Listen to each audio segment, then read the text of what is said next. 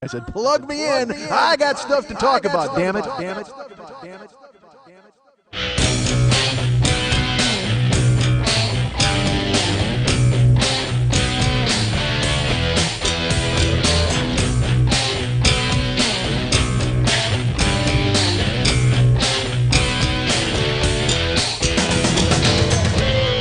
I'll crawl out of my earbuds once a week to give you a show. That's what I do, folks.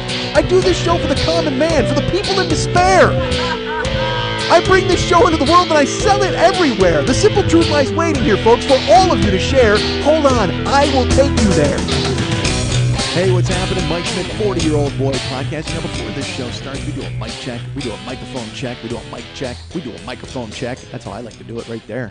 I do it back and forth. I do it up and down. I do a mic check. I do a microphone check. I do a mic check. I do a microphone check. Do me a favor. Somebody fucking Reggie Watts me and sample me into something. How great would that be? If somebody fucking busted me into a tune, I do a mic check. I do a microphone check. I do a mic check. You know what? Maybe I call this podcast Mic Check. Why don't I do that, right? Shouldn't we do that? What were we changing the name to before? We had a different idea. We're going to change it to something. I don't know. So anyway, so Lily and I are sitting here. Lily Von Stupp is the producer of this show. Hi, Lily. She's here. We're excited. She's wearing a tank top. It's pink. Got a black S on it because apparently she's Pink Superwoman. Pink Superman? Is that who you are? Scandalesque. It's a burlesque. As for Scandalesque. They were just at the show on Monday. They were. There was a contortionist chick there. You know what I love? Women who turn into pretzels. I'm a big fan of that. Let me tell you something. I am not having fun with a lady unless she's shaped like an S. Oh, my God. I got to tell you something.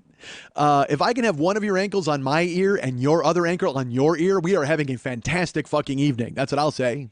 What is wrong with you? What are you talking about? You've never done anything like that? You've never bent anybody up? You never hurt somebody? I don't know if you got to hurt somebody. Hold on, let's throttle that back. Let's go ahead.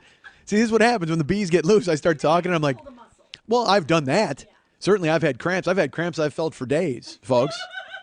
I've had sex so intense my hair hurt the next morning. Jesus Christ. And that's the hair on my head because I think, as we all know, smooth.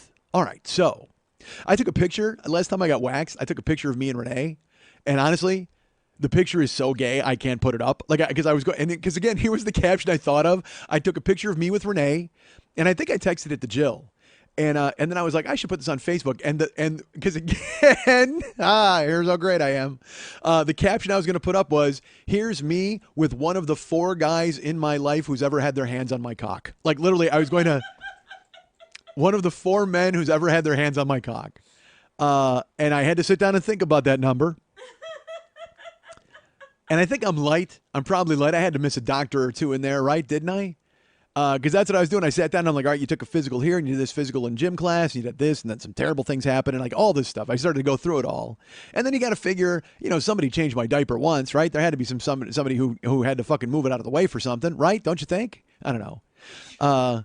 Because they're reading the tag on the diaper. Because I was a cloth diaper baby, so you got to fucking. There's instructions printed. I don't know if you guys have ever had a baby, but when you have a baby and you get a cloth diaper, the instructions on how to pin it are written on the inside, which doesn't seem convenient at all. Quite frankly, honestly, you should write it on the outside crotch patch. But instead, if you ever diapered a baby, and I've diapered many babies. I've diapered babies against their will. I show up in supermarkets sometimes, and I'll do a quick change on someone while mom's got her head in the frozen foods. Boom, boom. Because I think the kid's wet and he needs a change. Well, it's not good if you get caught, but certainly if you do it as quickly as I do it, that just goes to show you how good I am at it, folks. I can go bing, bang. And look, I only do lady babies.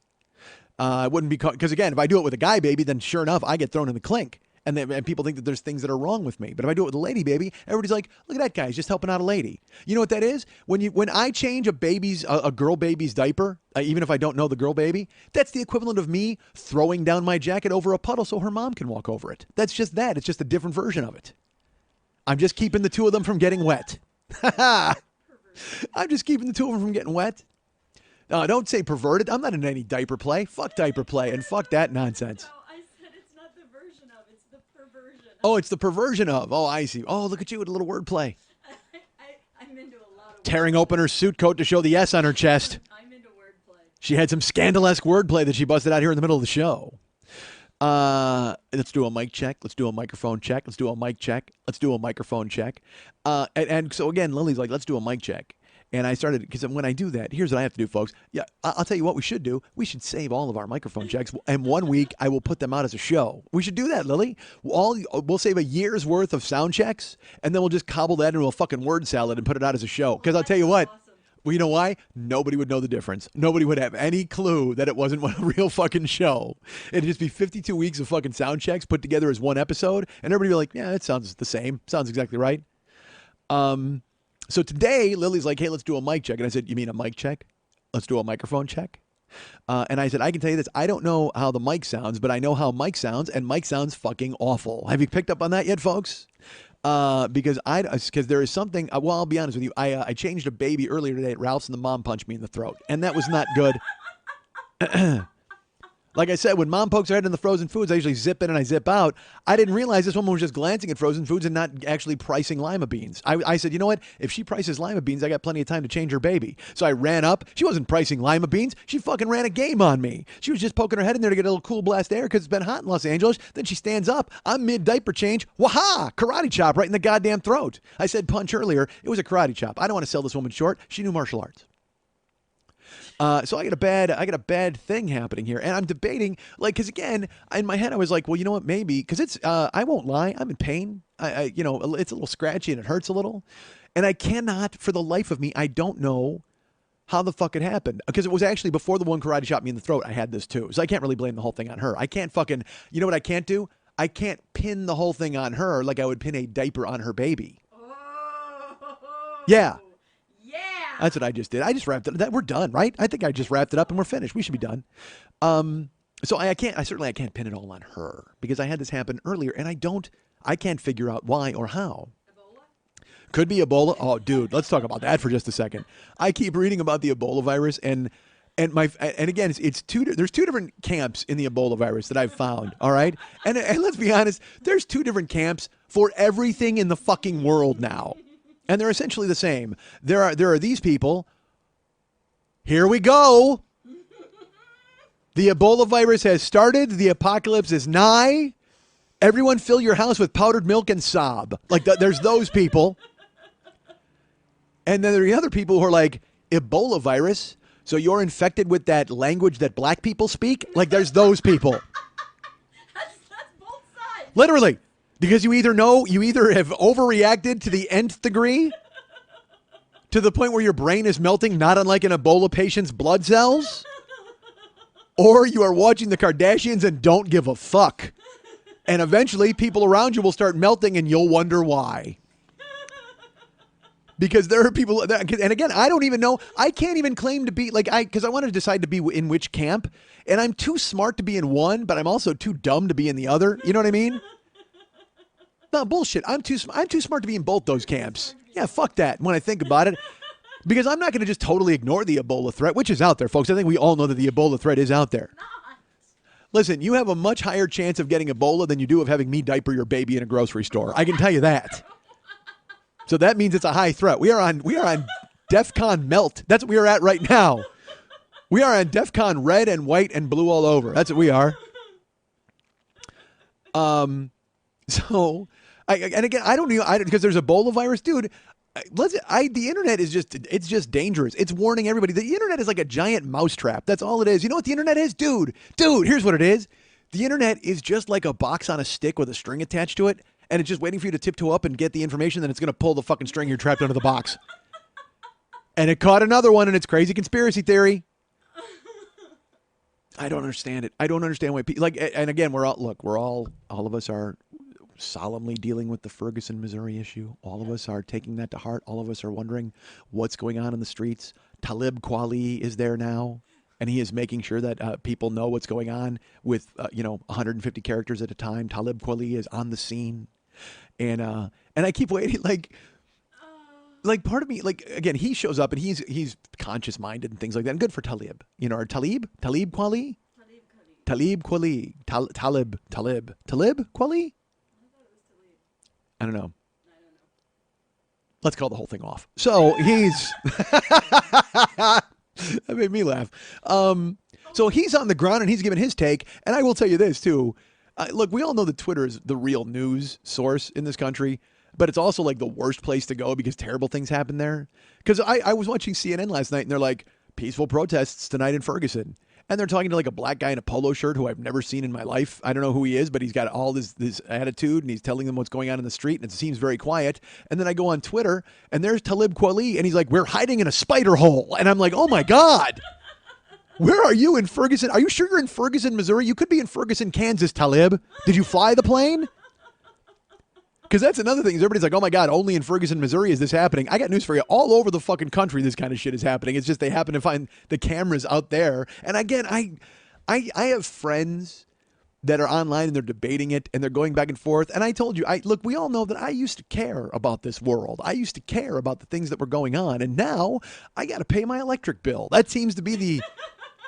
what's grabbing me. And and don't think I won't get to that because, oh, fuck, should I go into that now or should I go into that in a second? You know what? I'll go into it in a few minutes. Remind me that. Write down electric bill so I remember to go into that because I got to, folks, you wouldn't think a guy would have a story about his electric bill, but oh boy, do I got a story about my electric bill.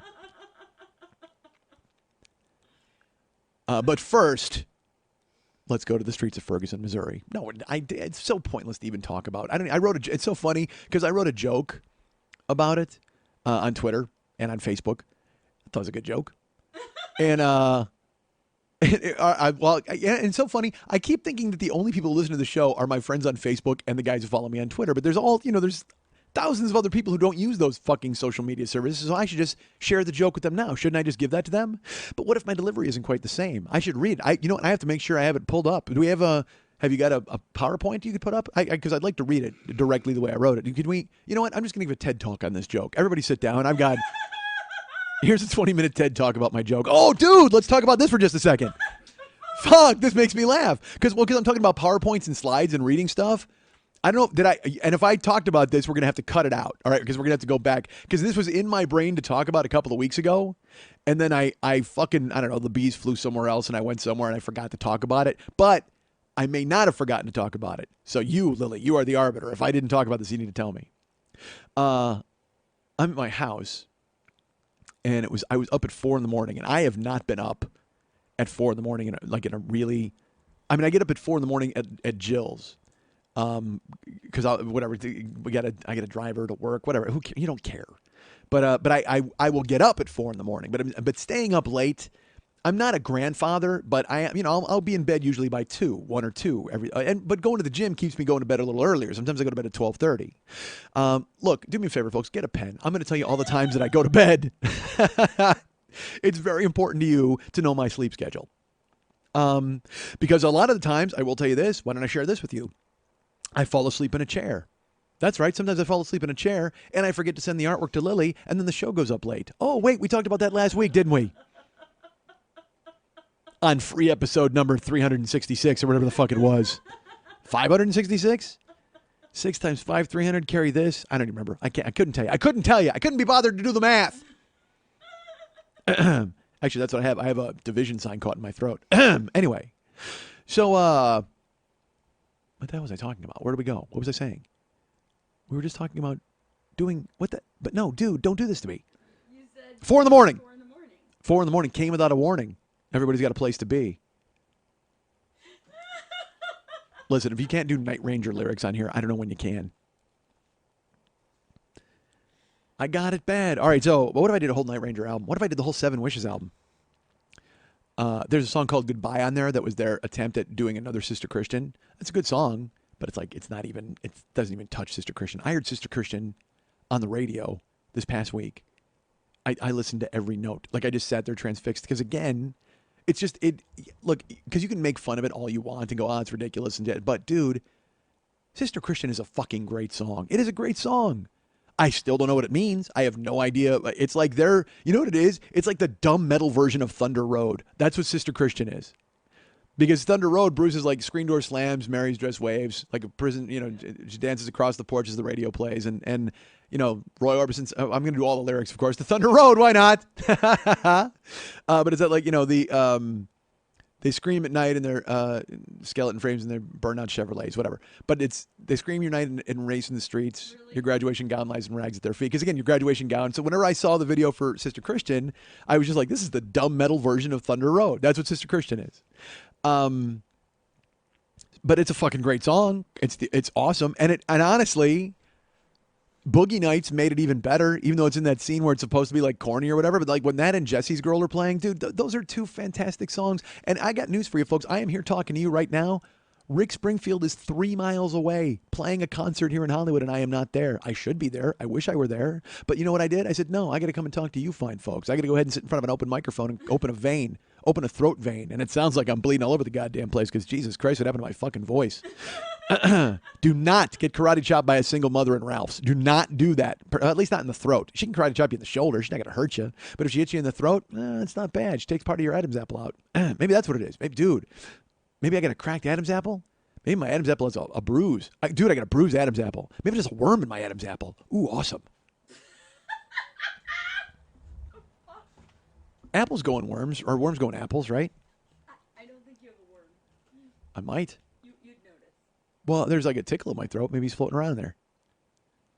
Not floating around. He's not floating around. He's in my Adam's apple and he's riding up and down because when you talk, it goes up and down like go, go, go, go, go. And so he's doing it. It's like an elevator. Dude, my throat is like a fucking worm elevator. Oh my God, how gross is that? Like a bouncy house. I need to go to you think a bouncy house? I go worm elevator. No, because I have a little guy in a hat in there that says going up and going down. Bouncy house doesn't have a fucking operator. Yeah, he's got exactly tip your cap. That's how I do it because I keep a classy throat. That's how I try to work my life. I keep a classy throat. If I want to get a worm in there, I'm gonna have a fucking elevator operator who's going up, going down. Is your worm in a suit too? He better be, or the bouncer will throw him out. So bouncer and an elevator attendant? I keep a classy throat. They're valet? Yeah. If you come in there, you better be ready. There's a sign right outside. It's hanging around my neck. Sometimes it's in the back. It's just right there. It's right on my uvula. It says there's a dress code. You must be as tall as this to ride the fucking throat elevator. Damn it. Oh my God. You didn't think I had an answer for is the worm wearing a suit. You're goddamn right I did.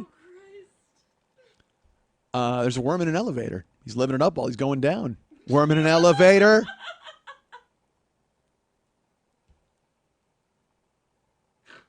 Hello, Mr. Tyler. All right, so, folks. So wait, so what were we were discussing Night Ranger and Rick Springfield and my throat.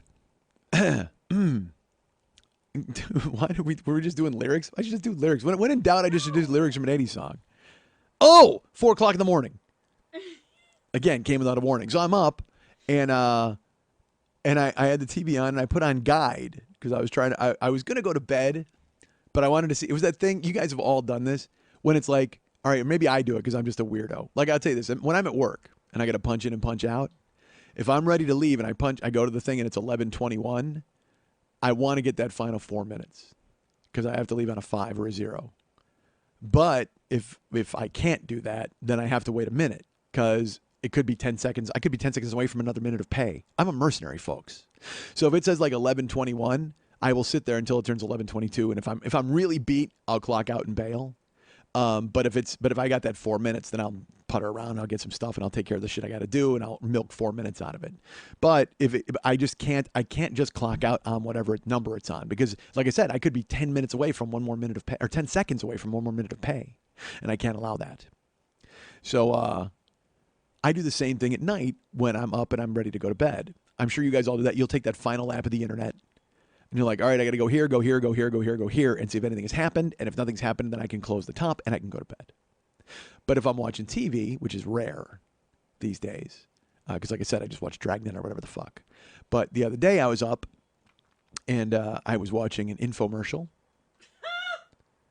for, have you seen this thing? What is it called? Dump cakes?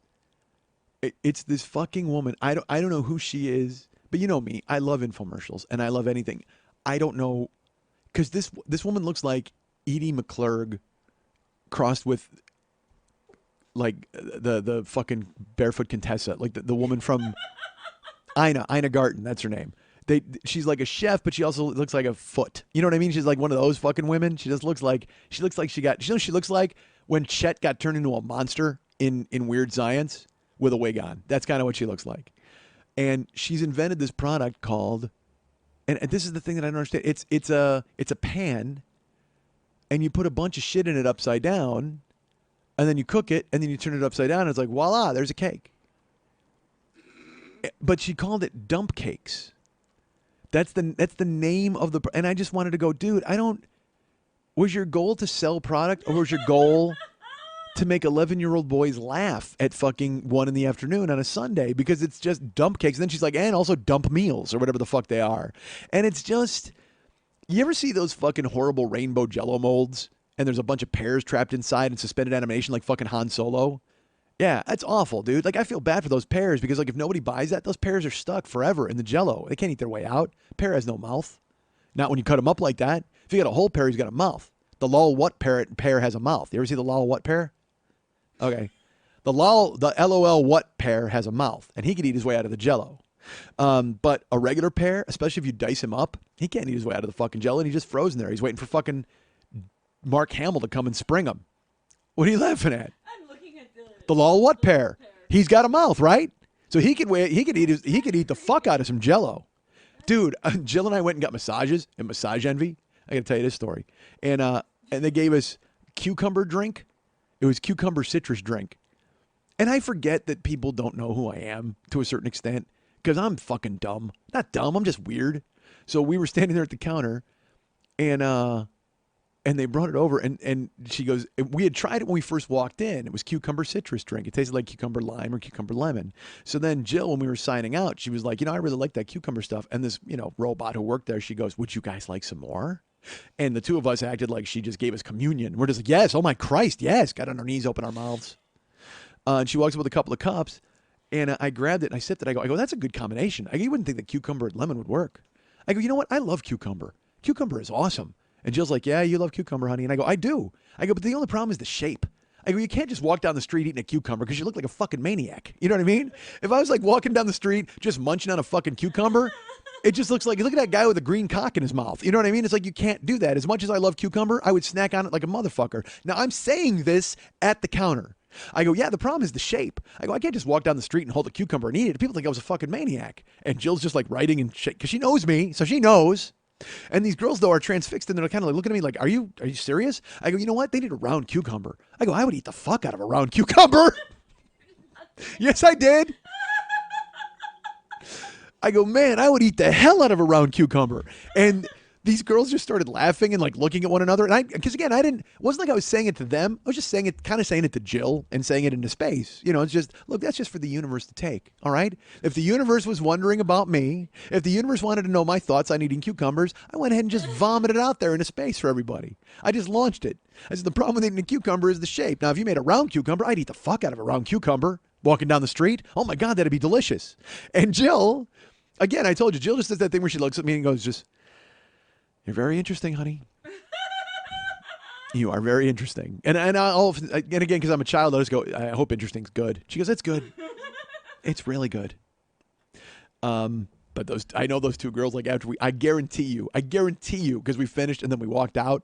And in my head, I'm just like, those two girls are just like, that guy is a fucking psychopath.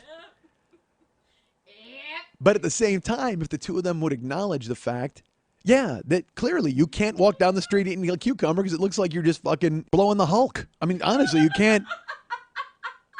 You're just two-fisted going to work on a cucumber. Everybody's going to stop and look at you because that's freaky, man. That is totally freaky. Oh my God. Especially if you lick it for like an hour the whole time you're just walking down the street. Dude, how many licks does it take to get to the center of a cucumber? I don't know. I don't know if I want to find out. Peeled or unpeeled? That's your question at home. I don't know. It sounds like a contest we need to have. You know what? We'll organize that at the next Schmittapalooza. We'll have one person with a peeled cucumber, one person with an unpeeled cucumber, and they'll sit next to one another at the beginning of Schmittapalooza, and they'll just lick. And then we'll periodically check back every couple of hours and see how it's going. Who volunteers? Who volunteers out there? Who volunteers to be a cucumber licker at Schmittapalooza? God damn it. I wish there was a Schmittapalooza. Oh, my Christ. Just be moms karate chopping kids in the throat or guys in the throat. Yeah, I got to shake this because I'll be honest. I also debated whether I should do a show, but then I believe me, after last week, I wasn't going to get all these emails from everybody going. Remember last week when you made a big deal about everybody being pissed off you didn't do a show, and then this week you didn't do a fucking show? And also, by the way, a lot of you were very nice and you rallied and sent me emails and stuff. And I truly wasn't looking for that. I wasn't like, oh my God, please save me from myself or save me from the bad people. I don't, show me where the bad internet touched you electronically. I mean, I don't, it's fine. It happens all the goddamn time. I got news for you. If you ever see a box just rattling around, I'm underneath it, trapped in the internet. That's where I am. That's where I belong. I'm a creature of the internet. I've been spawned by the internet. I'll say stuff. And Jill will look at me like sideways, and I go, I have the internet, Jill. But I forgot that not everyone goes to the places on the internet that I go to, so that's always kind of a weird conversation. I'm like, yeah, well, this happened, and then I talk about, and then she's like looking at me like, what? How do you know about that? I go, I have the internet, Jill, thinking that everyone has the internet, but just because you have Google doesn't mean you have to punch fisting into it. You know what I mean? It's like, honestly, just because I have access to all of that doesn't mean that I have to ask about it, right? It's like nobody just comes over and delivers fisting videos to your house. Well. Unless you're Lily Von Stupp and you live in the oldest building in Hollywood. It did happen to me once. I got to be honest with you. I got a box full of fisting videos and I threw them in and I was furious because I had ordered frisking videos. Oh, nothing worse than that mistake. I'm not a fisting guy. I got to be honest with you. I am not on board with that. I'm not. I don't even see the appeal to it. I just don't. I don't understand large insertions. I don't get any of that. Because that's another thing, too. And I don't know if it's just how fucking bored is everybody with sex? That they have to go and find this. Like there's, again, like I said, on 4chan, there are these guys, like, because we all know what fuda are, all right? If you don't know what fuda are, it's like, it's women with giant cocks. And it's like, whatever the fuck. Good for you guys. I'm glad you like it. But then some guy was like, the other day, he's like, what about giantess fudas? And it's like 50-foot tall fudas with gigantic cocks who are bigger than buildings. And I'm like, and he's like, it's my fetish. And I'm like, how is that your fetish? And if that's your fetish, oh my Christ, I'm so sorry you will never have sex with anyone in your entire life. How would you ever meet a nice woman over coffee if in your mind you're thinking of a giant redhead fucking the Lincoln Tunnel? I don't get it.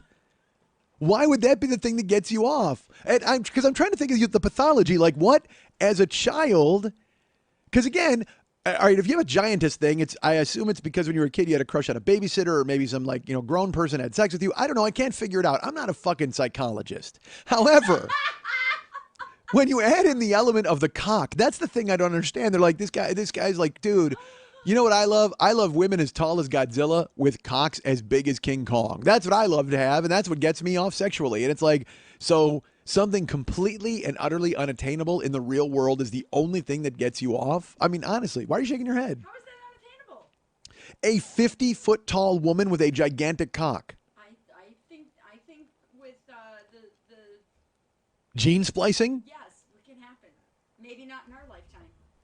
Well, I got news for you. If there are guys in a lab, if there's a group of dudes, Okay, never mind. if anything, I got to be honest with you. Let's follow this. Let's go ahead and follow. No, let's. Sorry.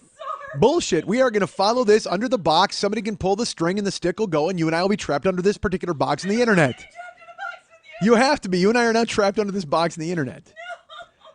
Maybe it's a good thing that this guy's into that sort of thing.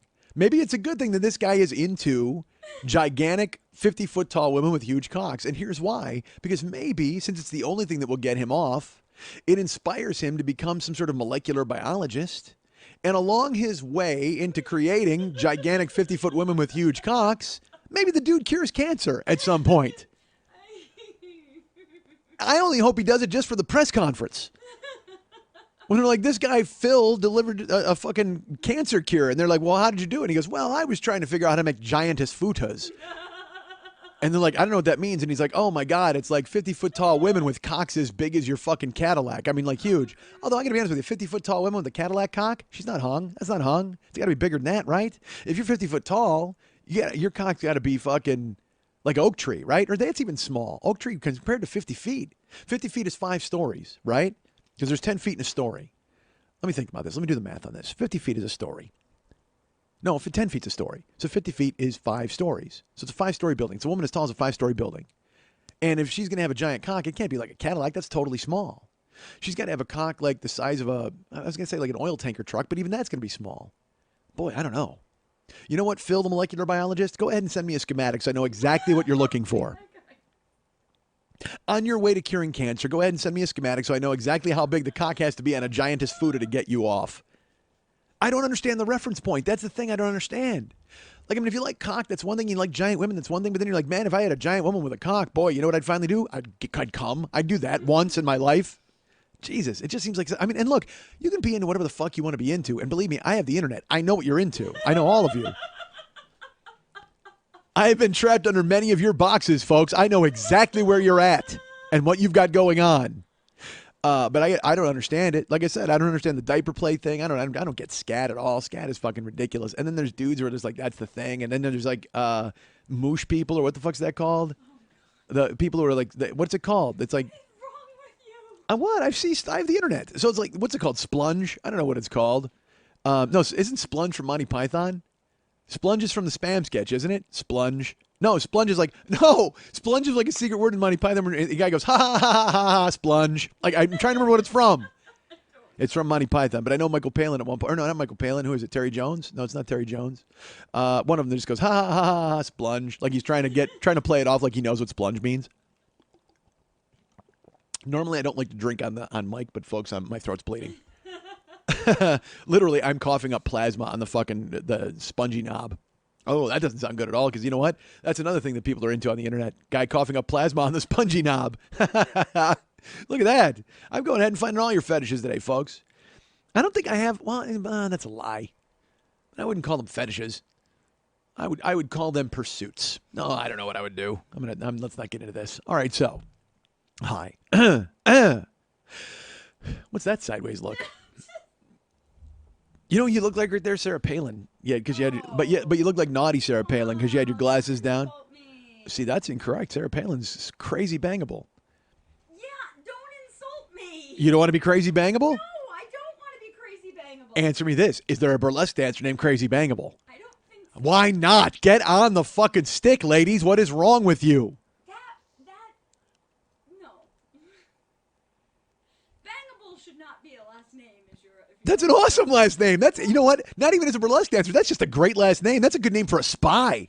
Maybe Betty Bangable. Betty Bangable's awesome too. Yeah, Crazy Bangable just seems, I don't know. I like crazy. You know, Betty Bangable works though. That does, yeah. You expect her to come out in like hot glasses. Right. Don't you? What about Bobby Bangable? Ooh, hello. B-O-double-B-I-E. B-O-double-B? That's right. B-O-double-B. B-I-Bo, Bicky Bye-Bo, B-U, Boo, Bicky Bye-Bo, Boo. Anybody who knows what that is can jump off a bridge. Does he do that? Oh, God. Oh, Yeah. Christ. Awesome. I gotta be honest with you. I'm on the fence on Eddie. Yeah, thanks. Let's not have that conversation. Let's talk about it right now. No, let's talk about the electric bill, your TED Talk, the Just no because you Twitter took on notes 4 this a.m. week, don't try to fucking throw me off. I can't talk. No, you know I'm teasing about Eddie. But he was hanging out today with the guy from the Black Hole Sun video in the hallway, and I'm like, oh no, what are you talking to that dude for?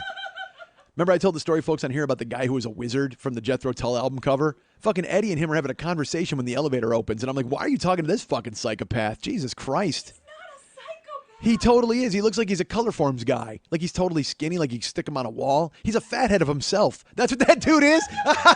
Yeah! That dude's like a fathead of himself. You could stick him on the wall and people would come in and be like, dude, why do you have a creepy fathead of the wizard from the Soundgarden video? And then he would talk and they go, ah! I probably shouldn't yell. I got a bad throat. Oh my God. So, no, Eddie looked good today. He had his hair all pulled back. Because he's got crazy hair and he had it all pulled. He had it like slicked back and like Did he look hot for you? ponytail. He didn't look hot for me.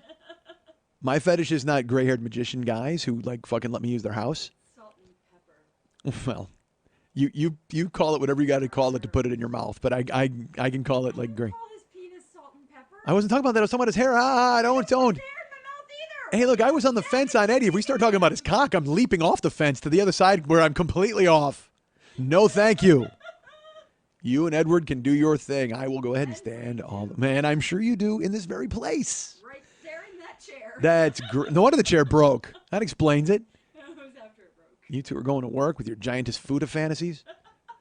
All right. That's our threesome. Me, him, And a 50-foot woman with a giant cock. All right, that's good. makes us both happy. I guess the giantess thing must just be because you were like a baby and you wanted to have sex, right? Isn't that what it is? Analyze other people's problems. I want to. Deal with your own. I don't have any problems. What are you talking to? You pretend I have problems? I have no problems, man. I'm awesome. What about 4 a.m.? 4 in the morning? Yeah. Came without a warning. Folks. So what I have to do is when 4 a.m. shows up, if it's 3:50, like 6, I have to hit guide on my television set and then scroll through all the channels to see if anything good is coming on at 4 a.m. Or so I decide whether I can go to bed or not. And I know you do it too. Don't pretend that you don't. Just before you go to bed, you take one last lap through the channels to see if anything's worth sticking around and staying up for. I've done that many times. I've run into a Reservoir Dogs in the middle of the night. You know what, dude? One of the greatest ones of all time. This was fucking awesome. It was like 4:28 or something, and I'm like, oh man, fuck, I gotta go to bed. And I'm like, well, you know what? I'm not going to bed yet. I'm going to take a lap. So, and you start at 4:28, and of course, I'm, you know me, folks. I have OCD and all that, so I have to start at channel 2. And I have to roll down through and I look at what's on every channel. I don't just look at select channels. It's not like I'm like, well, what's on these 5 channels? No, I look at every channel because there might be an awesome infomercial coming on. There might be anything, a Law and Order, CSI, not CSI, Law and Order, Criminal Intent, CI. Because again, Vince D'Onofrio's on there. I got to stay up and watch him. But the odds were bad at it coming on at 4:30 because it would be halfway through. But again, if it's Inspector Gorin, I'm willing to jump into that fucking show halfway through. D'Onofrio deserves my attention, my full attention, even halfway through. Even at half-mast, he gets my full attention. Gorin. So I was flipping through, and one of my greatest triumphs ever is I'm flipping and I'm trying to figure out something to watch. And, I have 2 of these. Actually, I have 2 of these greatest triumphs ever.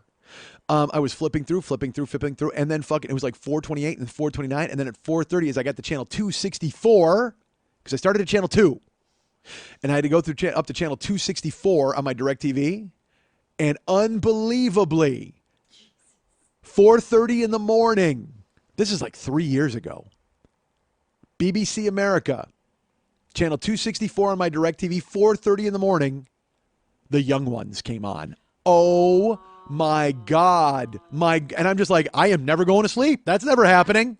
And it happened to be like, it was back-to-back episodes. So I was up till fucking 5:30, certainly. Because, I mean, fuck, how can you, and again, I have the box set. I have the DVD box set. I got it for Christmas from Mex, and I could have just thrown them in the Blu-ray myself. But you know what? Fuck that. There's something about found comedy. There's something about found young ones. And it fucking came on, and I was like, dude, this is gorgeous. That was a great one, and I watched both of them back to back. And then I was mad actually that they weren't all going to be on. And then I'll be honest with you, it made me want to put my ones in the DVD player and like watch them because I just like, dude, I got to watch all of them now because it's fucking great. The Young Ones is the greatest. Yick. So that was a great one that I found in the middle of the night, and that shows you why, folks. Never go to bed when you say you're going to bed. Always take that lap. Always take that internet lap. Always take that television lap. Yes. Never go to bed. Never go to bed because you will, sometimes, this will happen. I'm flipping through the channels. And again, it was, this time, I think it was like 6 in the morning, maybe 5 in the morning, 6 in the morning. But again, I started at channel 2, and I'm flipping through DirecTV. And this is just like a year ago or 2 years ago because Karen was gone, but not forgotten. And I'll tell you why in just a fucking second. I'm trying.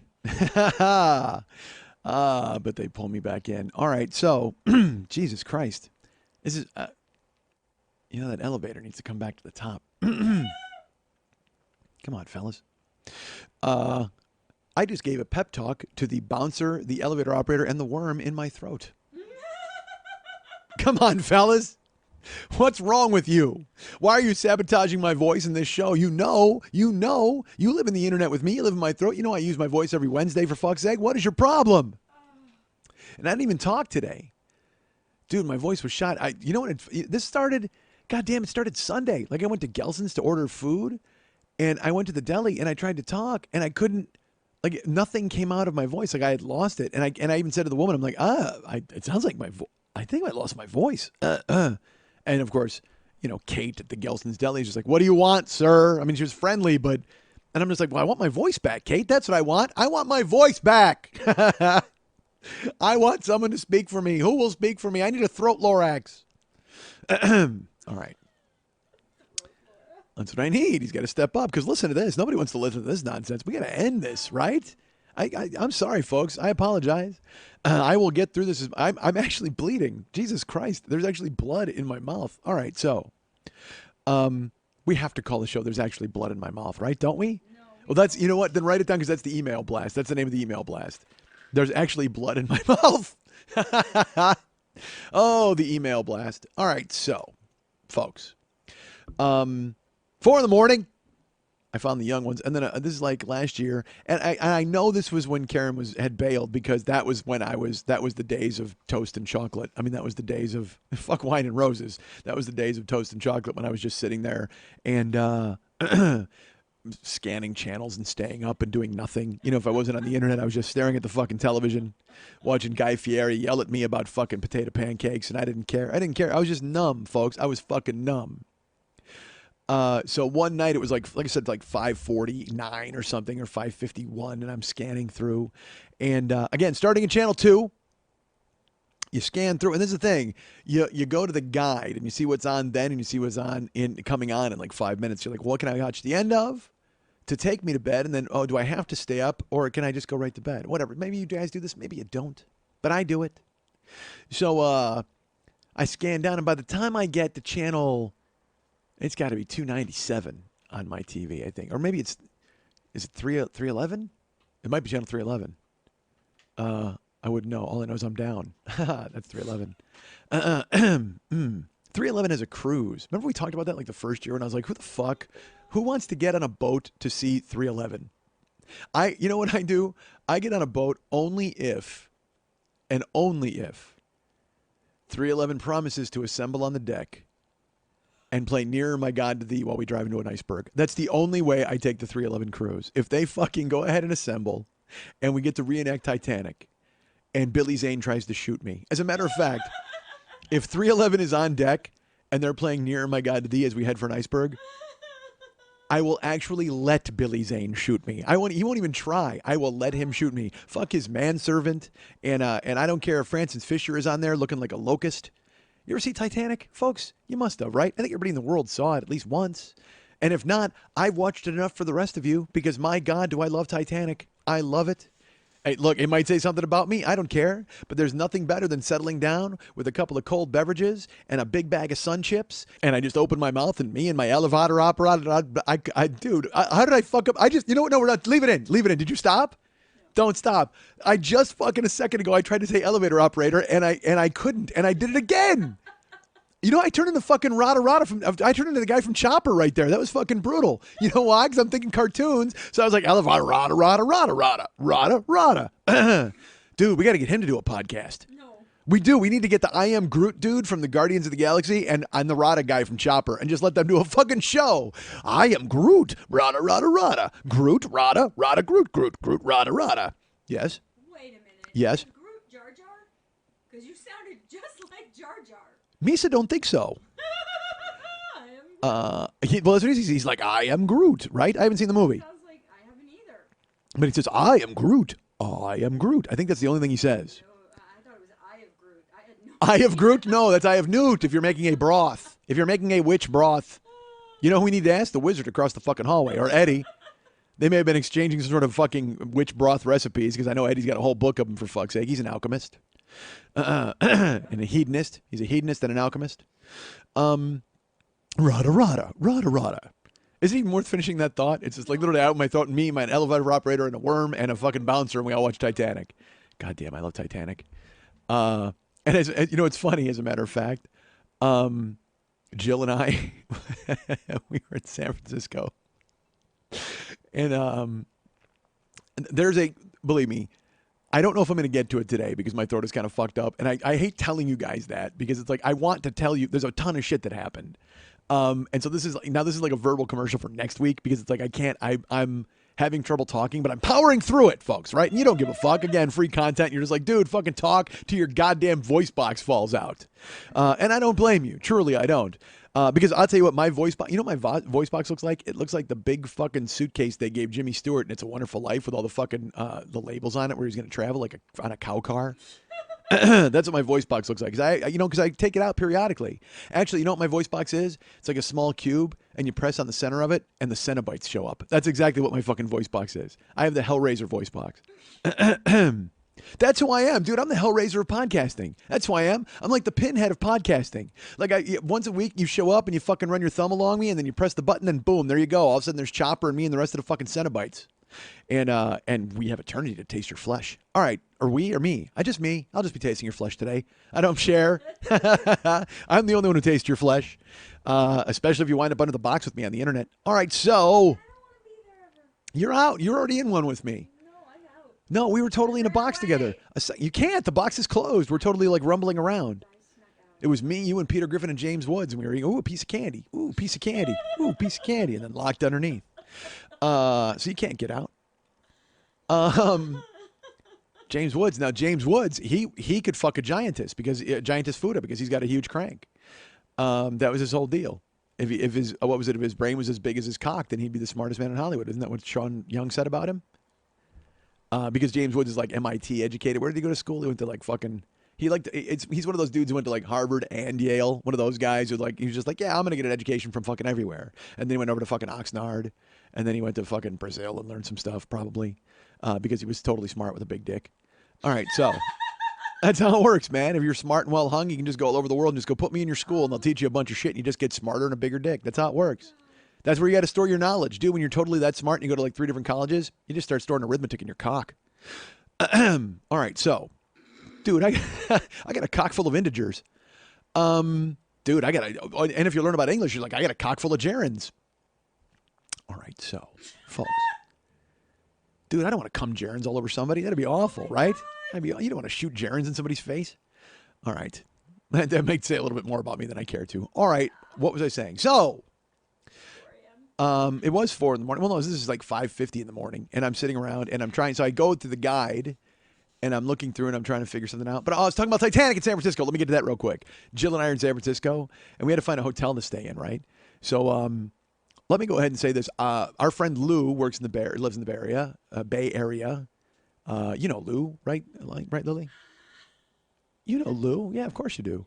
Well, I contacted Lou when I was there to look for a good restaurant and stuff. Lou took me to the Giant game when I was in San Francisco last year when I did my CD.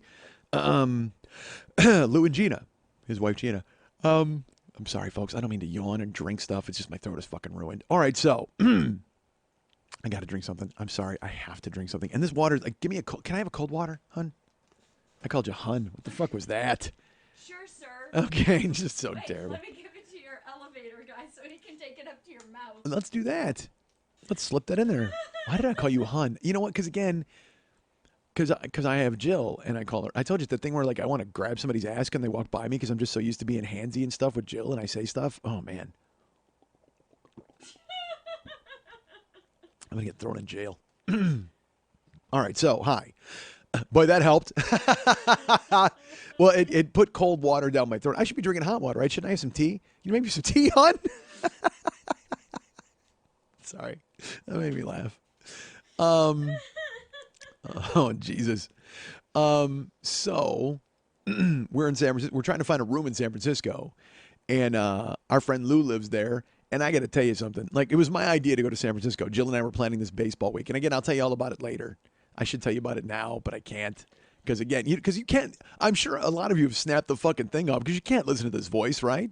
It sounds like I got a fucking. I sound like Froggy from the Little Rascals, for fuck's sake. Did I ever talk about that on here? I had to, right? Froggy scared the shit out of me when I was a kid. Because there were Little Rascals, and I talked about how Spanky was super cute, and how Valvo was a fucking jagoff, and then there was Buckwheat and Farina. And then there was fucking, who was that other little dude? There was a little dude who hung out with Spanky and had a backwards hat on. I like that guy. But then eventually they all got older, and it was fucking terrible. And fucking Spanky looked like a toe. I mean, they were just so bad. He totally did. He looked like a toe wearing a fucking, like, spinner hat. It was like, oh, it's so bad for Spanky. Cute kid who grew up to be fucking awful. Just put a shoe on that kid and fucking suffocate him. But then they had a dude named Froggy. Like, they hung out with this guy, Froggy. And Froggy I had to talk about Froggy on here. I swear to God, because it scared the shit out of me when I was a kid. And it's like, even to this day, I wonder about it. Because I wonder if the guy really talked like that. There was an actor. I didn't think he was an actor. He might have just been some fucking poor kid they found in an orphanage. Because I don't know how the fucking Little Rascals did their business. Remember I talked about the Three Stooges and how they were just like, really, they were Three Stooges and they always got jobs together in the same place. Well, like the Little Rascals, they had to have some child factory, like an orphanage, where they went and they said, yeah, give us the one nobody wants. You know what I mean? And they brought him out. And that's how they found out Valpo with the fucked up hair. And they found Buckwheat or Farina because they were black and nobody wanted to adopt them in the fucking 20s. I'm serious. Yeah, that's the worst. Like, who adopted black kids in the 20s? That had to be awful for them, right? I mean, I got to be honest. I haven't tried to adopt anybody now because everybody's going to China. Dude, if you're in this country and you're like a black kid and you want to be adopted and then the kids are going to China, you're going to be like, dude, fucking adopt me. I'm awesome.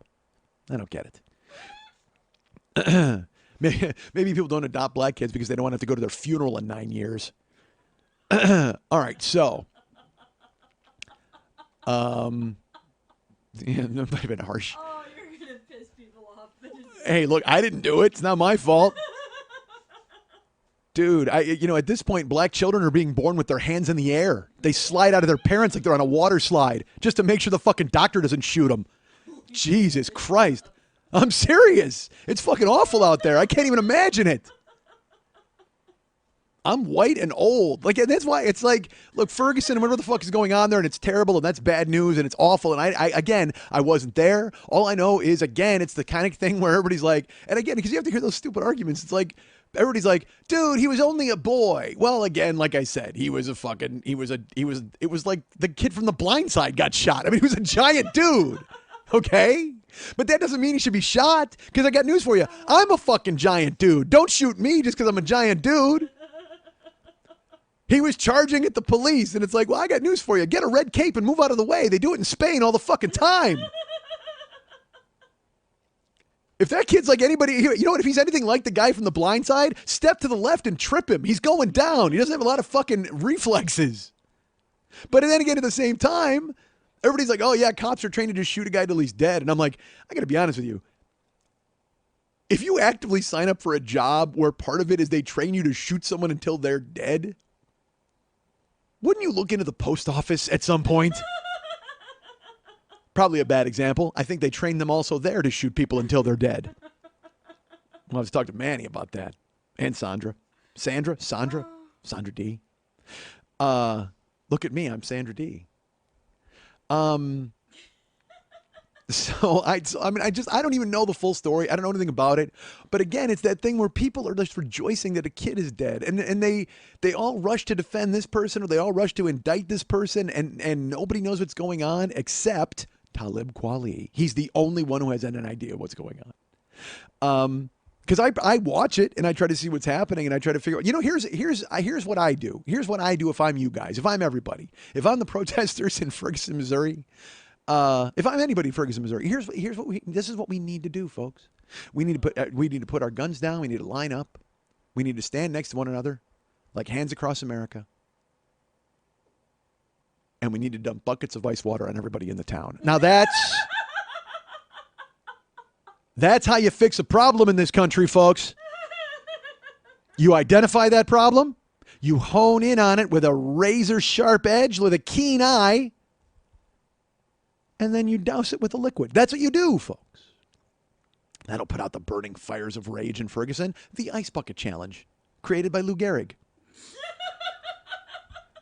How do you not right now film a black and white thing of Lou Gehrig giving that speech? Or not today, I am the happiest, I'm the luckiest man on earth. Splash! And the fucking New York Giants come and dump a fucking thing of Gatorade on him. Gorgeous. I don't know anything about ALS. I know nothing about it, but doesn't it weaken your immune system? Do you really want people getting the flu if your fucking immune system is weakened? Is that what the point is? I don't know the point. I was with Jill, and when I'm with Jill, dude, my phone is on like airplane mode, so I don't check the internet or anything like that. I try to kind of stay focused, because I'm too easily caught under the box of the internet. So I just go, yeah, I can't do it. And Jill looked at me and she just goes, what is this ice water thing? And I'm like, I don't know what you're talking about. And she goes, it keeps coming up in my feed. So then I went to Facebook and everybody's getting ice water poured on them. And I go, I don't know. And it says it's to raise money for ALS. And at first, I won't lie to you, when I saw that, I said, what is the problem with ALS? Someone's missing an apostrophe here. It's disappointing. Are the ALS of our country in trouble? I pictured Al Molinaro homesick and just going, oh, Jesus, I should have never bought that fucking diner from an Asian guy in Milwaukee. I knew I was going to get fucking bird flu. That's what happens, Al. He's just laying in bed. He's like, I knew the second I bought a diner from an Asian guy in Milwaukee, I was going to get the bird flu. Yap.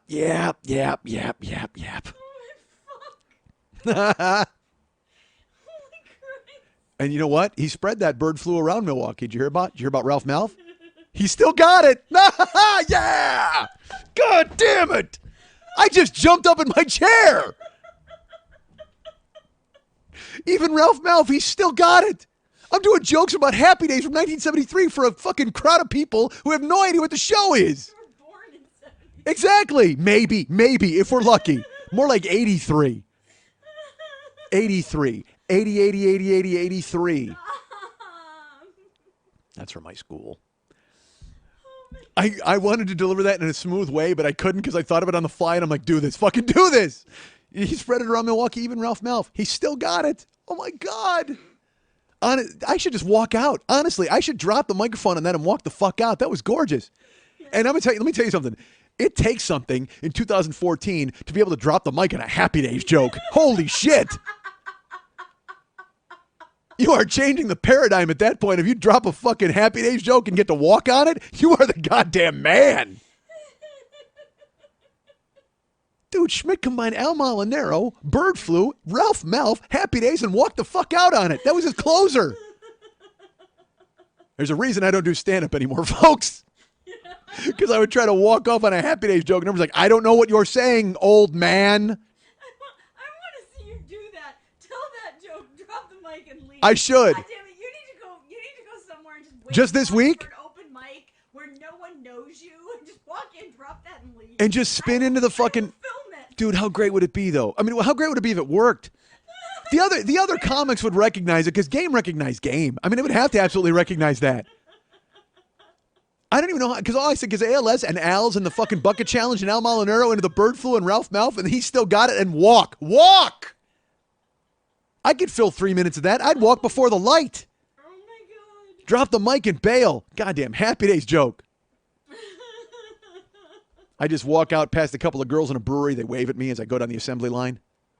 I'm going to do the whole Tuesday night ABC lineup.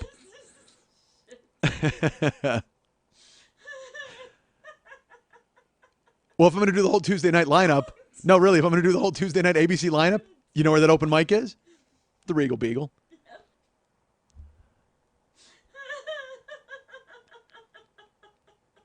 You couldn't blowtorch the smile off my face right now.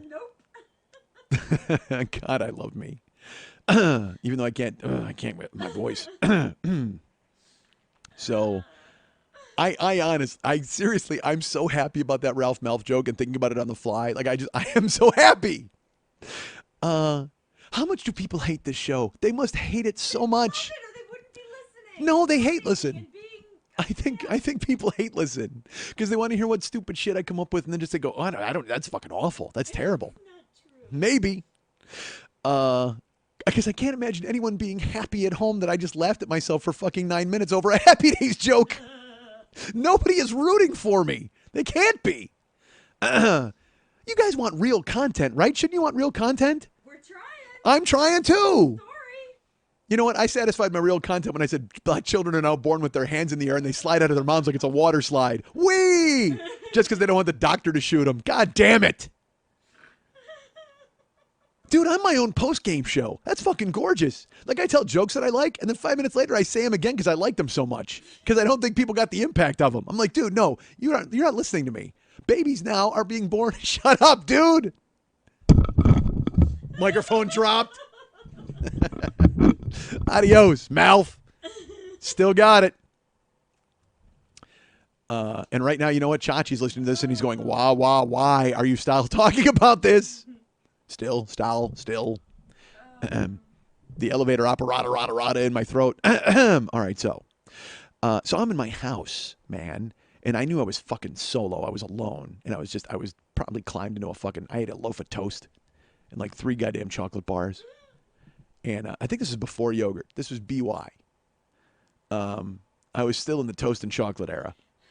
I had not moved to taking care of myself. And let's talk about that for just a second. Taking care of myself. Hold on. Taking care of myself. Remember, I think I told you folks, I took a physical a couple of weeks ago. And just to find out where I'm at with my life right now, I wanted to find out who I am as a guy. I wanted to find out what's happening inside me. Look, we know we got a worm in there. We got an elevator operator living in there. We got a bouncer living in my throat. But you know what? From the throat down, I don't know what's happening. Because the bouncer won't let me look in there. He's like, nope, sorry, you're not on the list. I'm not on the list for my own body, folks. So I had to find my doctor who is on my list. But you know what's not on my list? My doctor's kiss. His kiss is not on my list. But it's what I miss when I put out the light. All right, so I'm at the doctor getting a physical, and then he sends me for a blood panel, as I told you. And I was going to snap a photo, and there was a thing. I explained all of this to you folks. Well, I had not heard from my doctor. So I called up my doctor's office. Now, here's the thing. There is a good chance, there's a very good chance that the nurses in my doctor's office perhaps had destroyed my results because, as we all know, I had yelled and acted the fool in the in the office. And I think there's a good chance they infected me with some sort of throat bug, and that is what is causing this right now. I may have caught SARS, although I may have caught SARS from all of the people who were coughing with their mouths open at Disneyland. Hey, I went to Disneyland. I'll tell you about that another time when my throat isn't fucking bleeding. Dudes, you know what? I got to be honest with you. Stick around because I've got and again, I could probably, if I just started, I'd always get yelled at too. People are like, dude, if you just started in the beginning and told a story and got all the way to the end and you'd be fine. But do we want that? Is that really what we want? Because if I just sat here and I sat down and I went, hey, here's the story of the baseball trip I took with my girlfriend, and I fucking told you all the awesome stuff that happened, then at the end you just feel like, he didn't mention Ralph Malph once. I'm cheated by that story. Because that's what it's all about, folks. Fuck the hokey pokey. It is all about me just kind of spinning around and telling you whatever. Spinning me around and, wait, she's holding up the legal pad. Giving me a time. All right. Really? It doesn't, you know what? This just doesn't seem like that much blood for an hour.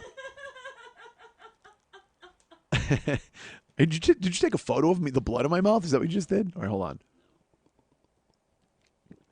Man. All right, so. What the hell? I spun into something. Lily, what did I do?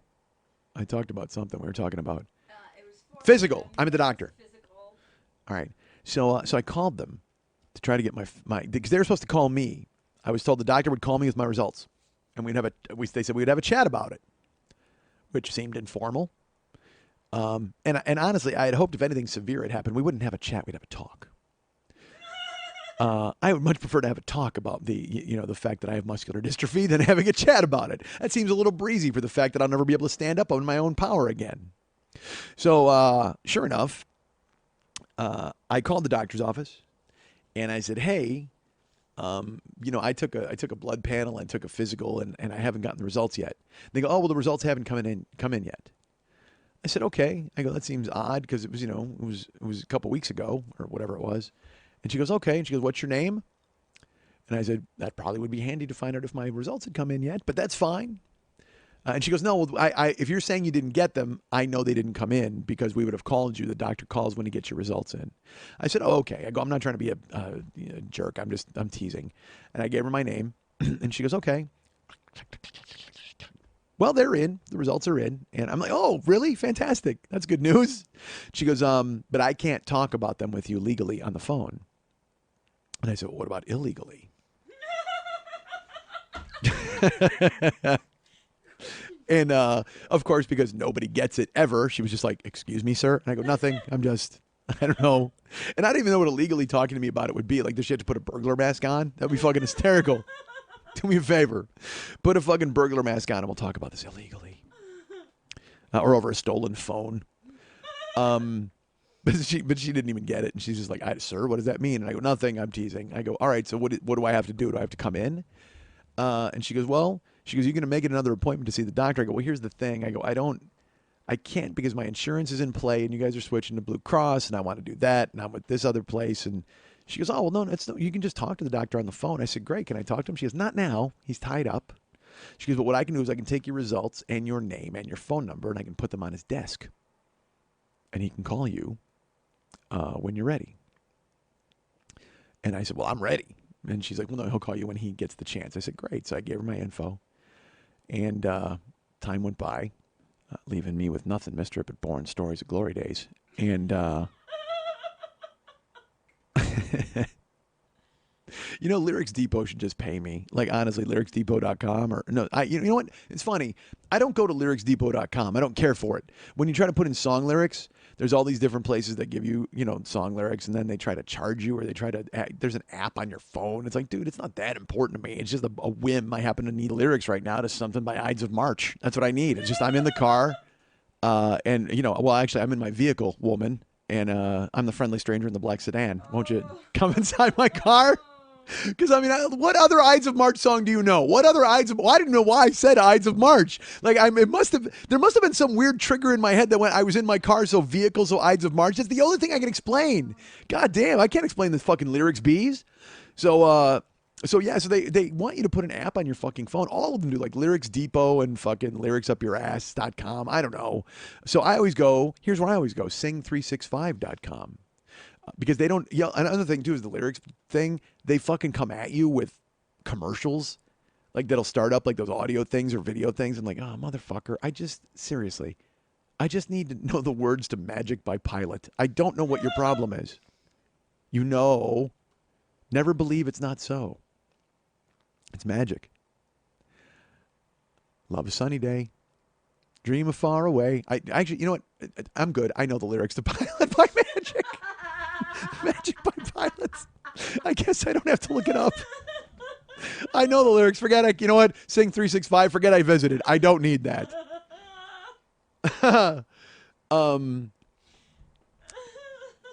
So yeah, when you need lyrics, that fucking happens. Well, and so all right. So how do we get into lyrics? I'm sorry, I got a little lost there. A little bit. Well, not really super lost. Like I know where I'm going. I think. Hey, wasn't I supposed to tell everybody the Facebook joke I wrote? I was supposed to do that too, wasn't I? Yeah, I have joke on Twitter, 4 a.m., TED Talk, and the electric bill. TED Talk. Oh, don't the electric bill. That's coming. All right, so you know what? I'm going to do a TED Talk about my electric bill. How about that? Good.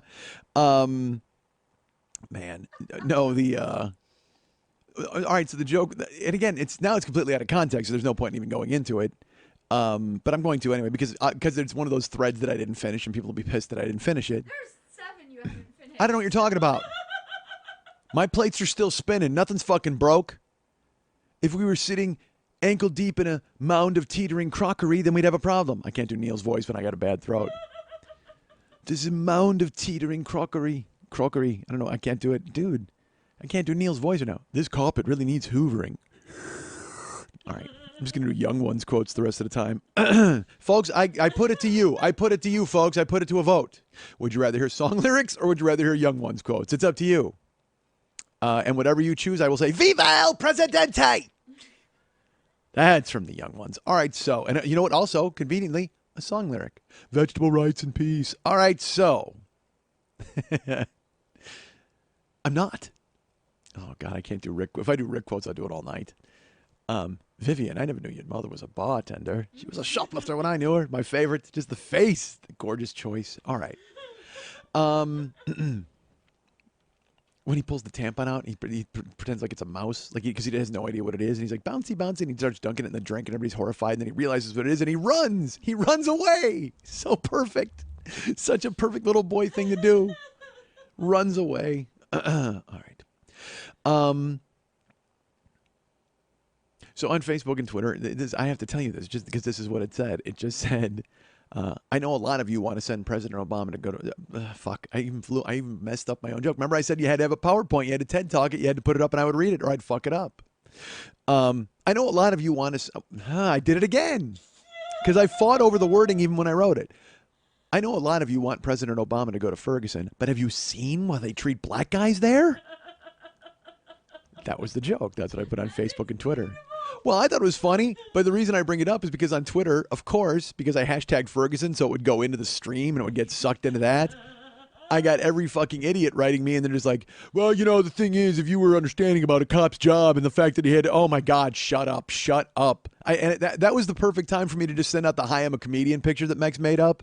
Just a meme picture. Hi, I'm a comedian. Hi, I'm a comedian. Hi, I'm a comedian. Whenever anybody says it, just, hi, I'm a comedian. Because this guy's like, oh, you don't even understand that Dorian Wilson has changed his story and Michael Brown is now and I just went, and I literally wanted to text back and go, I don't know who those people are. I don't.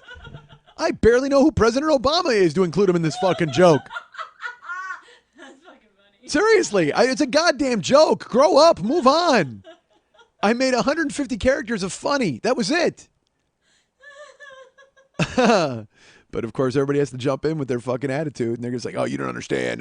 No, you're right. I don't understand. I don't. I clearly don't. Guess what? You also don't understand because unless your name is Michael Brown or your name is Cop who shot a guy, then you really don't know what happened. So shut up and quit yelling at me.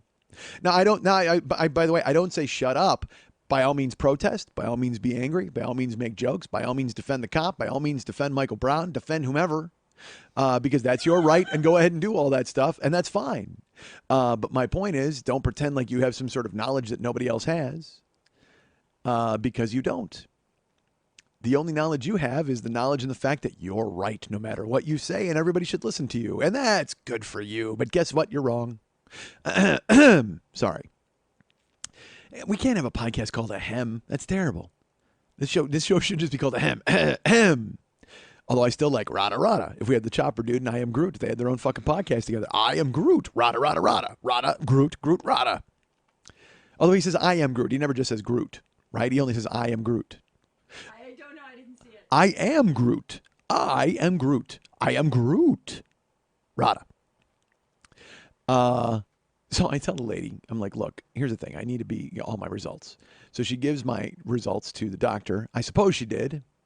But then I'm sitting in my house, and I'm a cell phone only guy now, folks. My landline is gone.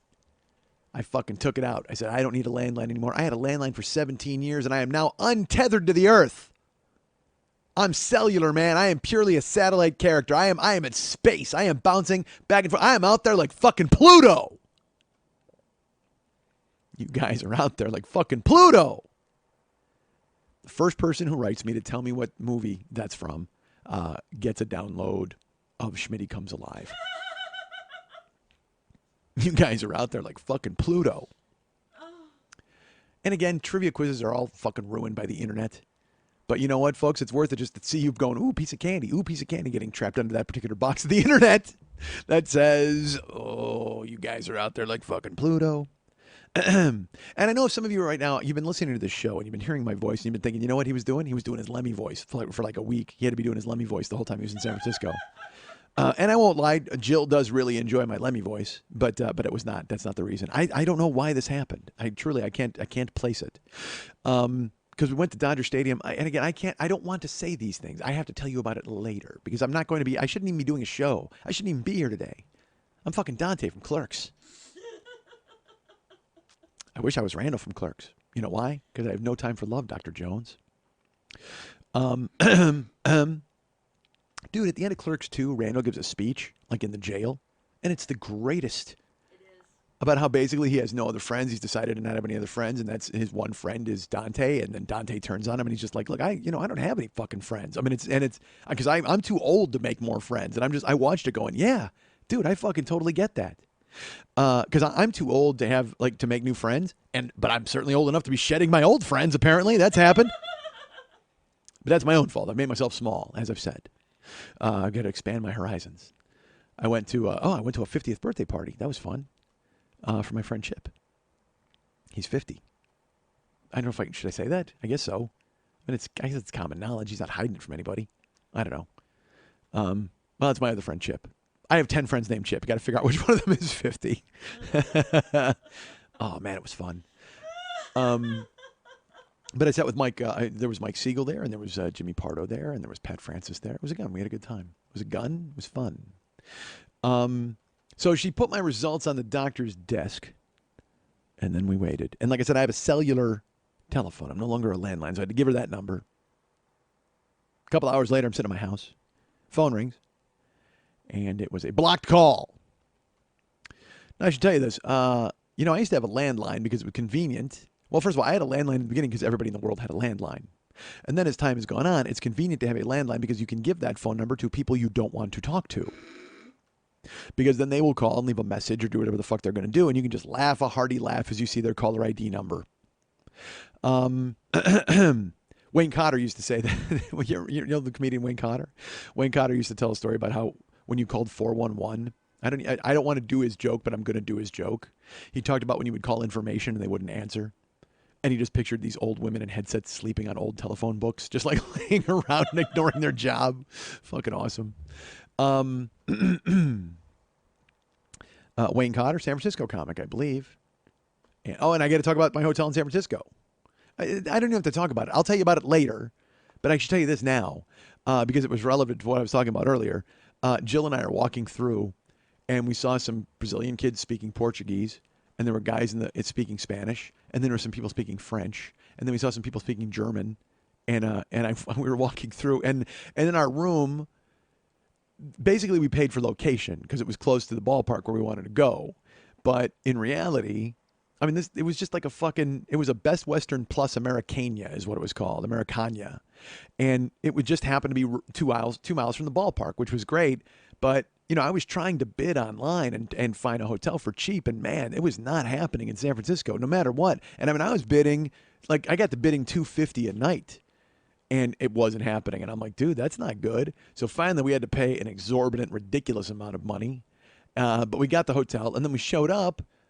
And man, I don't know what the star rankings are sometimes on Priceline. I mean, it's just kind of infuriating.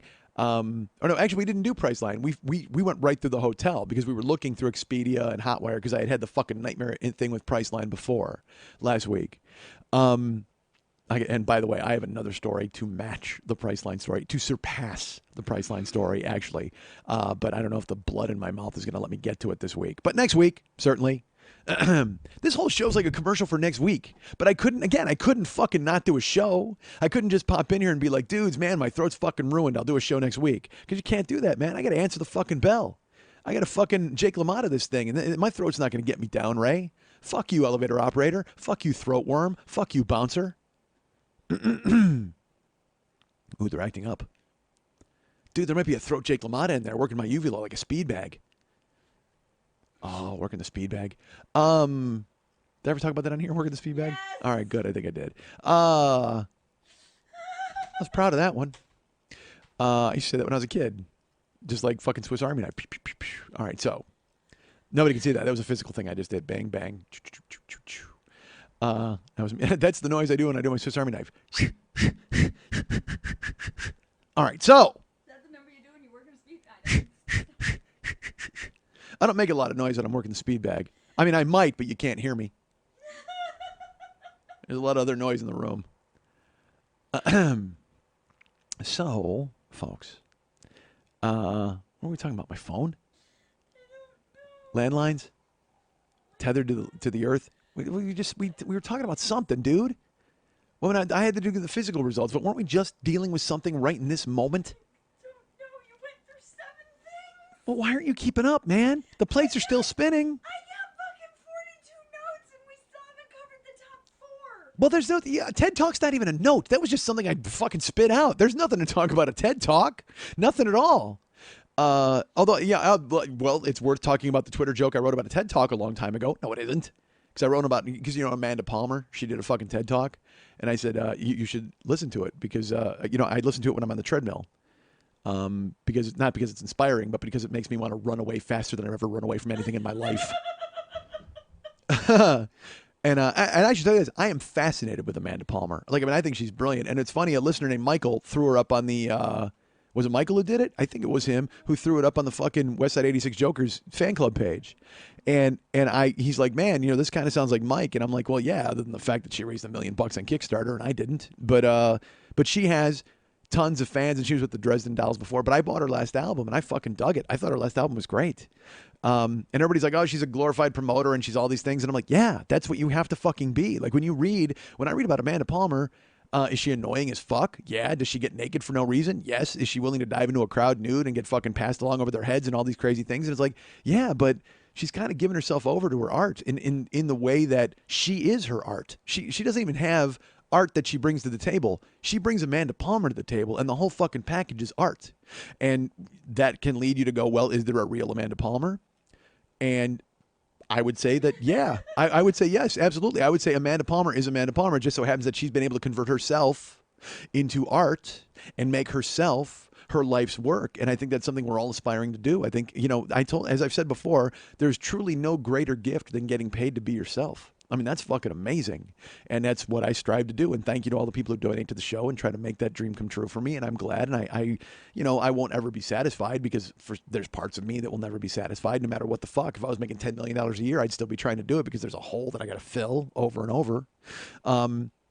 But there truly is no greater privilege than to be paid to be yourself. So when Amanda Palmer has fans that raise money and buy things and just give her stuff and they go to see her and they support her, I think that's fantastic. Because people are like, she's annoying, she's this. And I'm like, yeah, maybe she is. But it doesn't fucking matter because she knows what she's going to do. She's single-minded of purpose and she doesn't give a fuck. And to be able to reach the point where you don't give a fuck and you're able to make your way, I think that's fantastic. So yeah, I'm fascinated by Amanda Palmer. I could do without her 47,000 word blog entries that I get as email blasts. But I will tell you this, I read them. Because she's compelling. I find her compelling. And it's so funny. I learned of her first, as I usually do, because she was naked.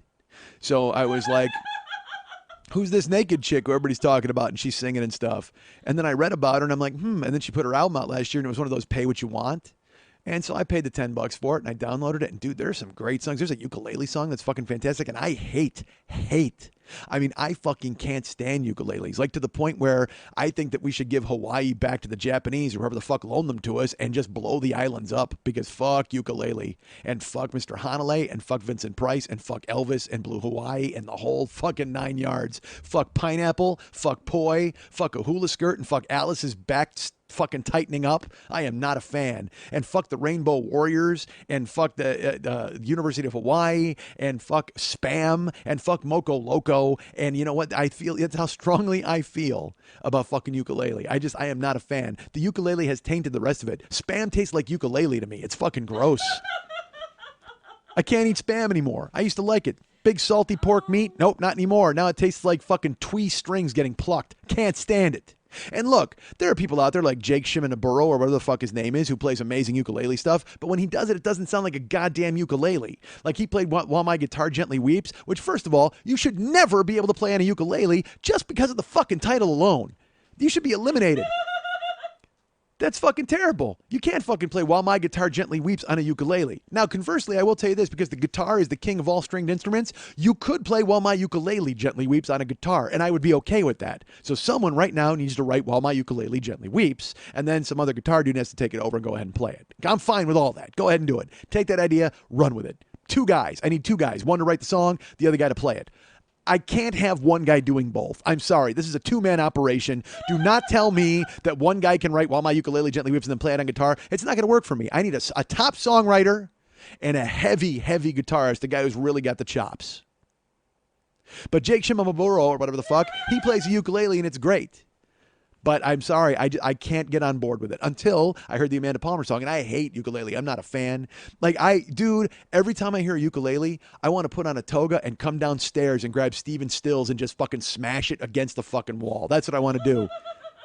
I just want to yell Gator and hit the floor and do a fucking dance and then sit up in a chair and dump mustard on my hairy chest. That's what I want to fucking do. Right now, there are people out there who have no idea what the fuck I'm talking about, and I don't care. But you better listen to me because I'm in pre-med. I hate ukuleles. So, but Amanda Palmer, I like her. And she sang that, and dude, she had that song, was it Do It Like a Rock Star? Is that the song? That's a fucking great song. Dude, she's got some great songs on that album. It's really good. Then she's got this one song, because I threw her whole album into my fucking playlist for my treadmill. And there's this one song. Oh, my Christ.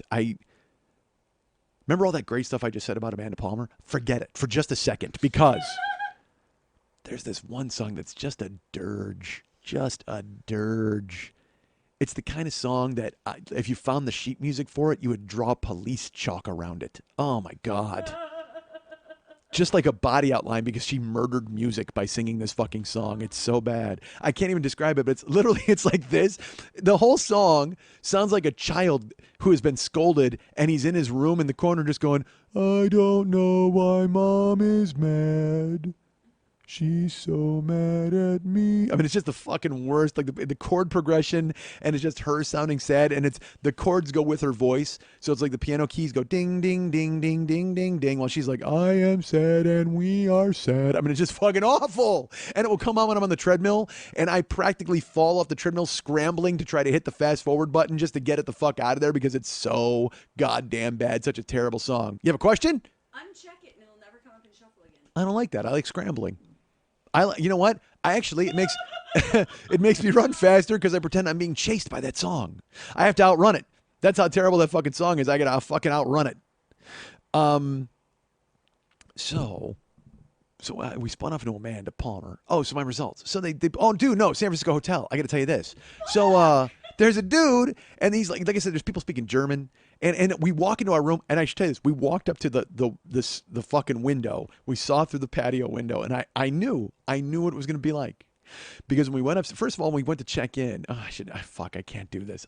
My throat is bleeding. I can't go into this. I got to tell you guys, I got so much to tell you.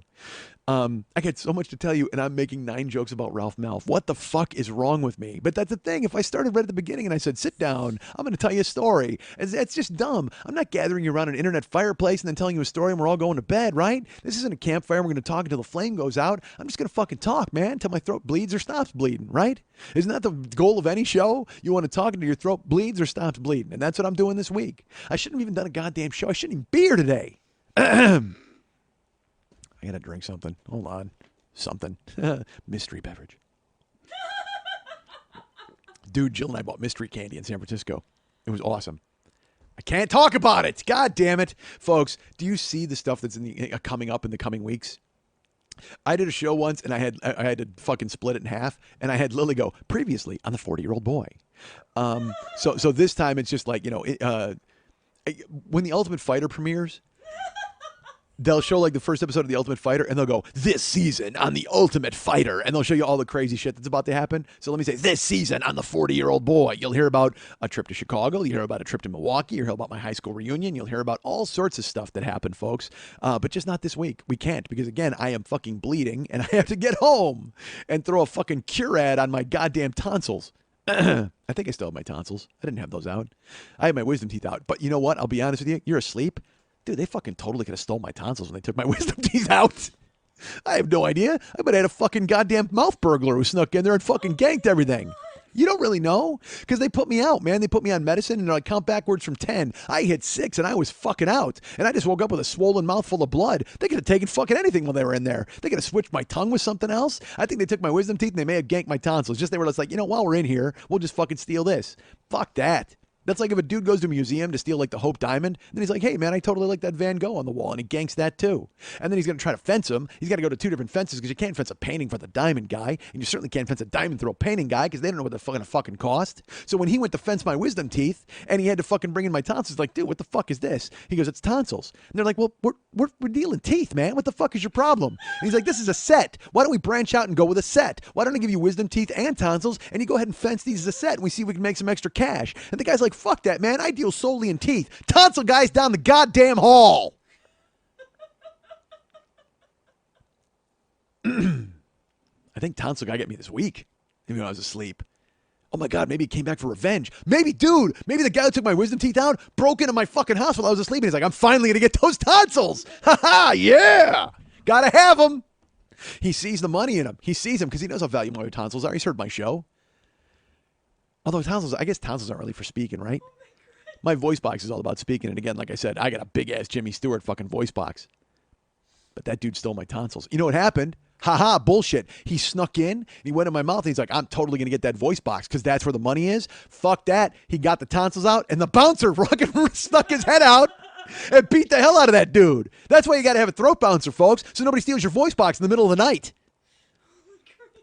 I laid there mouth open, and I sleep with my mouth open, and I know you're thinking, well, don't you snort? No, I don't make a goddamn sound. You know why? Because fucking throat bouncer's just right there. He's got me on mute. He's got me on lockdown. He just fucking swings from my uvula waiting for somebody to come in and try to steal my tonsils. When the guy did, he said, fuck that, get lost.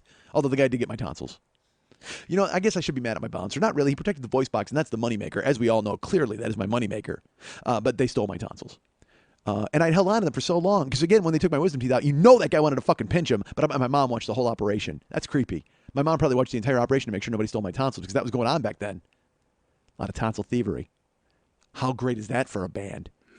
Because there's a band, Thievery Corporation. Dude, fucking go tonsil thievery. You know what I do? I fucking combine it. I go Tonsil Thievery Corporation. You know what? There probably is a Tonsil Thievery Corporation. That's the guys who broke into my goddamn room the other night. Good thing I got a throat bouncer to chase them off. I'm bleeding. So I love that you pretend that you're even interested in this. You're just, you know what? At this point, you're just fucking holding on. That's all you are. You're kind of holding on for the ride. You're getting snapped back and forth like a goddamn whip. All right. San Francisco. Jill and I, we check into the hotel and we walk up and there's the fucking patio. We called it the square because it was just shaped like a square. And we knew it was old school, but when we approached the window, we didn't really know how old school until we saw the window. And through the window, I just saw a white vinyl round ottoman and a red vinyl round ottoman right next to one another. You know what they looked like? Soccer boppers. Do you guys remember those? They were these big inflatable boxing gloves that you put on your hands. They weren't really boxing gloves, but you inflated them and they were like you could hit people with them like that. Not a hippity hop, but the fucking like they were soccer boppers. That's what they looked like, but on the ground. And we opened the door, and the fucking rug, the rug was blue and black diamond pattern, and not like blue like navy blue, like Carolina blue. So it was fucking Carolina blue and black, with a white vinyl round ottoman and a red vinyl round ottoman, and I just looked at her and I was like, well, I hope Pee-wee isn't upset that we're using his room tonight. Because the whole room reeked of this Pee-wee's Playhouse 60s vibe. Like, there's a box of Mr. T cereal sitting there and there's a bike parked and fucking Francis. It was crazy. But when we walked in, we saw the French people. There was a German guy. There was a Brazilian guy speaking Portuguese. And as we were walking, like the next day we're walking, and again, more people speaking different languages. And I looked at her and I go, this entire hotel is like steerage on Titanic. And the funny thing is, again, if you know anything about Jill, she has not seen any movie at all ever made. So now it's become this running joke where when I go to start something, I just go, you're not going to have any idea what I'm talking about, but trust me, this is great. And then I said, this entire hotel is like the below decks on the Titanic. Because literally it was just like an Irish guy and a Spanish guy. I go to America. And then the Irish guy does a fucking jig and all that nonsense. That's what the whole hotel was like. It was like, I just kept waiting for them to kick in the door and throw us life jackets and tell us to fucking die with Karen Velasquez. By the way, her name's not Karen Velasquez. Her name's Jeanette Goldstein, but she was Velasquez in Aliens, and I always called her Velasquez. But she was Jeanette Goldstein. Dude, I loved her in the movie Aliens. I totally dug her. She was just like this big Puerto Rican chick with fucking muscles, and she was so fucking... She's the one who says, let's rock, when the fucking aliens start to come, and she just goes, let's rock, and she just starts shooting everything. It's fucking awesome. She's totally hot. But Jill and I were just... we were just laughing because the entire hotel was just this weird vibe, but it was good. We had a great time, and I will tell you all about that this season on The 40-Year-Old Boy. I shouldn't try that voice. Or should I? Should I try that voice? Do I sound better doing that voice with this bad thing? In a world. Do I sound like that dude? It's funny. When I was a kid, I used to try to do a deep voice. Like, you hear songs. Not like Elvira. You know in Elvira, the guy's like, giddy up, boom, bow, bow. I can't do it now. When I was a kid, though, there was a song. The song still exists. I don't want to say when I was a kid, there was this song and it disappeared. But it's Working My Way Back to You, Babe by the Spinners. And there's the scene that, I'm really sorry for acting that way. I'm really sorry. That's that song. So there's the thing where he goes, they're like, gotta get away. And he goes, praying every day. And a deep voice guy goes, praying every day. But when I was a little kid, I didn't know that he could use my throat to make a deep voice. So I would go, praying every day. Like, that was smart to do. Like, so you went demon voice? I did. That was my deep voice for singing when I was a kid. Like, I was like, oh, dude, I'll totally sing like that guy. Praying. And I'll tell you this. You know who that sounds like, folks? Fucking Froggy from the goddamn Little Rascals. That's who it sounds like. And that's why he scared the shit out of me as a kid. Again, they went to a fucking orphanage and they fucking dug him up. They're like, hey, give us your tired, your poor, and the kid who got kicked in the throat when he was a baby. And they were like, all right, well, here's this one. And this guy, Froggy, winds up with the Little Rascals, and he had to be putting on an affectation, right? There's no way he really talked like that, because otherwise he would have had to see a fucking doctor, because it's just so awful. His voice is just like, hey, fellas. And he really, like, kind of a... And he's this little white kid. He's trying to sound like Fat Albert, but it's fucking terrible. But he doesn't even know he's supposed to sound like Fat Albert because Bill Cosby hasn't been born yet. But perhaps he was the precursor of Fat Albert. Perhaps Bill, you know what? Maybe Bill Cosby. Hear me out, folks. Maybe Bill Cosby stole Fat Albert from Froggy. That sounds like a sentence you would say to get into a cartoon speakeasy. Perhaps Bill Cosby stole Fat Albert from Froggy. Let him in. They open the door and there's the fucking band from Star Wars on the stage. All right. Sorry, folks. You can, it's funny. I can't even imagine that anybody's still listening because you just hear my voice deteriorating as the goddamn show goes on. And I even said, I just looked at Lily and I went, yeah, this is bad, right? And she goes, yes, it is. And yet you keep fucking spinning off and talking about everything else. And I'm like, but it's fun. It's kind of fun. But your voice is really starting to go. It's pretty shot, yeah. Well, hopefully by next week it'll be good. This season on the 40-year-old boy, Mike's voice comes back. So I told them to give him my results for the physical. She's like, all right. So I get a phone call, and it's a blocked call. And if you know anything about me, like I said, I don't answer the blocked call anymore because there are a lot of people who want to talk to Mike Schmidt out there that Mike Schmidt does not want to talk to. Let's go ahead and throw it that way. People who might be interested in my finances in particular. All right, but I don't want to go into that yet. But I will tell you, they call, and so I let that go to a voicemail, and then it's so funny to have to listen to their voicemail. Like these people leave and it's always, I'll tell you what, these people got their shit down because it's always a 52-second voicemail, and it's always a woman. This is a telephone call from Michael Schmidt. If you're not Michael Schmidt, please don't listen. But if you are Michael Schmidt, please listen to this message. There will be a 3-second pause. Michael Schmidt, this is an effort to collect a debt. And then it's just they fucking spiral off into nothing.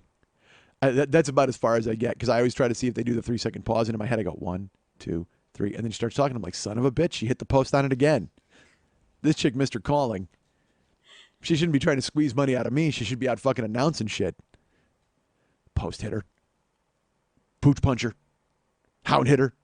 What's that from? I'll tell you what. The person who tells me what that movie's from goes ahead and gets a Schmitty Comes Alive. You get a Schmitty Comes Alive, and you get a Schmitty Comes Alive. Everybody gets a Schmitty Comes Alive. See, my voice is better. Like, you know what? If I project like that, and I don't rely just on my throat, then I'm okay. So if I do the rest of this show like I was a carnival barker or some sort of television pitch man, then I can go ahead and pull off the rest of the show without hurting your ears, folks. But I don't know if I can be able to maintain this pace for the next 45 minutes of this show. That's right, Lily, 45 minutes. I just sprayed blood all over Lily. She's covered in it. She looks like Carrie. Oh, dude. I'm not a carrier of the Ebola. Oh, you know what? Fuck yeah, that could be my throat. I totally was on a... Well, nobody bled in my mouth on the plane. I don't think so.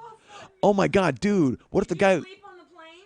The guy who stole my tonsils may have blood in my mouth. When the bouncer punched him in his nose, he may have dripped some Ebola blood into my throat. Dude, I could totally have throat Ebola.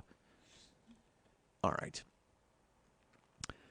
So finally, they finished their message, and I looked to see who it was. And again, I tried to listen for the 3-second delay, and instead it was my doctor calling to talk to me about my results. He's like, hey, I have your results. And I will tell you this. He left my results on the phone, which seems weird to me. Like, shouldn't he want to talk to me about them and tell me and kind of talk to me and couch everything and hear what I have to say? And it just seems odd that you would leave the results on the phone because doctors are, isn't that confidential? Yeah, well, now my blood panel's in the cloud. That's not good, right? Blood panel's in the cloud. No, everybody knows, man. It's gonna die now. Dude, everyone knows that my blood panel's in the cloud. Dude, I got news for you. The world does not need to know about my urine, doctor. Why don't you go ahead and throttle down and talk to me personally instead of going ahead and putting my test results in the cloud for everyone to download? You ever do that? You ever go to a hotel and then you go ahead and sign into iTunes? And then the best part is when you sign into iTunes and you use the Wi-Fi, you'll get like 5 people's iTunes libraries in your thing. I'll listen to them. I just do. I'll be like, dude, it's totally awesome. And because I will tell you this, I have actually tried to download stuff from their library. I know, but I tried. But I was like, oh, dude, I totally want that album. But what I will tell you this, I like when I find that the person likes the kind of music that I like. And I'm like, I should find this person. He could be a hotel friend. Unless it's a lady. That would be pretty creepy. Unless it's a family with a baby. Then I just slip in, listen to their music, and I change the baby. So the bottom line is he leaves the results. You know what I should do since my results are in the cloud? Should we just put the voicemail in the show? No. Let's do that. I'm going to go ahead and play it. I should just go ahead and play the voicemail, and you guys can hear it. Listen to what my doctor has to say. Will you bleep out his name? No. What? Should we bleep out his name? Is this a good idea? No, but go ahead. Why do you encourage me to have a bad idea? Before. I can't tell you no. You'll go, but no, it's going to be fine. Well, it's kind of fine. I mean, because well, here's why. All right, look, I'll just tell you guys, I have cancer. All right, so. No, I'm actually because again, I was trying to go figure out where I'm at 47. That was the whole point. It's like I'm 47 years old, and I just lost like 100 pounds, and I wanted to find out where my life is. Because again, for the past 6 months, I've eaten like two on average 2 chocolate bars a day, 2 giant chocolate bars. I agree. So I wanted to see how close I was to diabetes, and I wanted to see how bad it was. Because I will tell you this, I eat a ton of yogurt, I eat oatmeal, I eat fruit, I eat like, chicken and protein, and I am eating normally. To get you diabetes too. No, not really. Not if you don't go bananas with it. It's a fruit joke. So I eat whatever. I shouldn't be eating the chocolate is the point. And I get that. Fine, we get that. But that was that was why I went there. Because I wanted to see what kind of fucking horrible damage I've done to my skeleton so I can stop doing it. Because I may have soft chocolate bones now, and I don't want that to fucking happen. So I got to go ahead and fucking rebound from that. Although there's calcium in chocolate, there's some protein in those bars, so I may have done something to salvage it. Who cares? The point is, he had to leave the results, and I had to check them out. Because what I was going to do is find out exactly where I was. If I was near diabetes or whatever, then we can go ahead and nip it in the bud. But whatever. He leaves my panel in the cloud. You can download it. I don't think I'll put it on the show. Probably not. Right? I shouldn't. But although I should tell you, well, there's a reason. Let's put it this way: if it was bad. Do you really think I would put it on the show? The reason I want to put it on the show is because it's fucking awesome. He's like, hey, man, we got your results and everything is great. Your blood pressure is great. Your cholesterol is low. My TLZ, my RBR, I mean, whatever the fuck, all of my initials, all of my letters are good. And he's going on and he's describing, he goes, this is great, this is low, this is perfect, this is where, this is better than it should be, this is the best, and all of it. It's like, dude, when you hear that unfolding, you're like, dude, my body just graduated. Like, it's totally awesome. Like, it's like my body got the best report card ever. I wanted to fucking take a diploma and just shove it in my chest cavity. I'm like, yes, you win, you graduate. But the best part, and here's my favorite part, is at the end, and I know this is in there because I'm 47, and I'm sure every 47-year-old guy is sitting there just going, well, what about this? What about this? What about this? And he gives the whole blood panel. He tells me how this is working. He says this is good, everything's good, and your blood sugar's low, and your cholesterol's great, and everything's really good, and good cholesterol's high. And then he says, or normal, or wherever it's supposed to be. And then because he didn't say high. I'm trying to remember the word that he used. Good, just good probably. But then he says, and almost as an afterthought, he's like describing everything, and then he just goes, oh, and by the way, your testosterone is great. Up, up, up. He said up 3 times. And I literally, when he said it, I got to be honest with you, not a surprise to me. I'm not going to lie to you, because I had used my cock to dial the phone, so I wasn't that surprised by it. But yeah, he's just like, but I know it was so funny for him to throw it in there, because I know every guy my age is like, does my cock still work? Like, they don't give a fuck what the hell is happening to the rest of them, their blood sugar, their cholesterol. They don't give a fuck about their heart. They're just like, how's my cock? And can I still use it until I die? But because he was just it was almost gleeful the way he said it. He's just like, your testosterone is great. Up, up, up. Which is the word you absolutely want associated with your testosterone, by all means. So I was like, yay. So there you go. I went to get my physical and everything's great. So now, you know what we do now? Now phase 2 starts, man. We stop at the chocolate. We add more cardio and we start to lose some fucking weight. And now we get hard. Now we get cut out of fucking wood. That's what we got to be. We got to be carved out of motherfucking wood. That's who we have to be. We have to just be, we got to be monsters. That's what we have to do. And I say that together, folks, all of us. We're jumping on the plan together. I think together, right? Let's all be in this together, should we? There was a dude, I don't even know, dude, I apologize because I was going to write your name down and now you disappeared from my Twitter feed. Someone wrote me and said that I inspired him to run the Warrior Dash, and he fucking tweeted me and he held up a photo. He sent me a photo of himself holding up the medal, and it's like, dude, I did this with your inspiration. And that's awesome. And unfortunately, he's disappeared from my Twitter feed, so I can't say his name. But write me or go on Facebook or whatever, and I'll say it later. Not that me saying your name is any sort of fucking victory. I don't know how that works. Dude, hey, Jim. Oh, my God, he said my name. Oh, that was the worst voice ever. You know what that sounded like? Super Dave, when his voice got all fucked up. I sound like Super Dave. I say, yeah, Bob Einstein. That's what I sound like. But yeah, but that's it, man. We all got to we got to get in shape. We got to get fucking muscles, and we got to be on guard, man. Because Tonsil Thievery Corporation is trying to break into your house and steal your goddamn tonsils. You got to be ready. You can't count on your throat bouncer to get it all done. You got to get fucking Tonsil Thievery Corporation and knock them on their ass. That's what I say, baby. No more fucking staying up all night and watching TV and trying to surf the fucking guide and see what's going on before you go to bed, because you know what? You got to stay frosty. You got to stay awake. I never finished that, did I? Fuck, that's what I got to do. Dude, here's what happened. So remember I found the young ones? It was like 5:58 in the morning or something, and I'm flipping around, and I'm trying to find it, and I get the channel like 297, that's like Logo and all these other, that's not Logo. Logo's a little earlier up. But it's like, there's like cartoon channels and stuff, and it's Nickelodeon. Nickelodeon's in like the 300s, the early 300s, and it had to be Nickelodeon. It might have been fucking one of those other cartoons, because they'll run the Banana Splits. Like I used to find Friday nights, I'd find the Banana Splits on, and I would, even though the Banana Splits is fucking horrible, I would make myself watch it because it made me remember when I was a kid. And if I had peanut butter and jelly, I would go make one and I would eat it while I watched the Banana Splits, because you know what? It was time. I immersed myself in childhood. But this time, dude, I didn't even see it coming.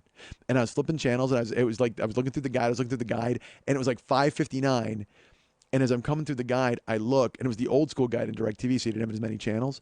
And I saw what was coming on at 6. And the thing is, this particular show, you can't miss a second of it. You can't miss the beginning, because if you miss the beginning, you miss the best part of the entire show. Because the rest of the show, I'll be honest with you, is pretty fucking terrible.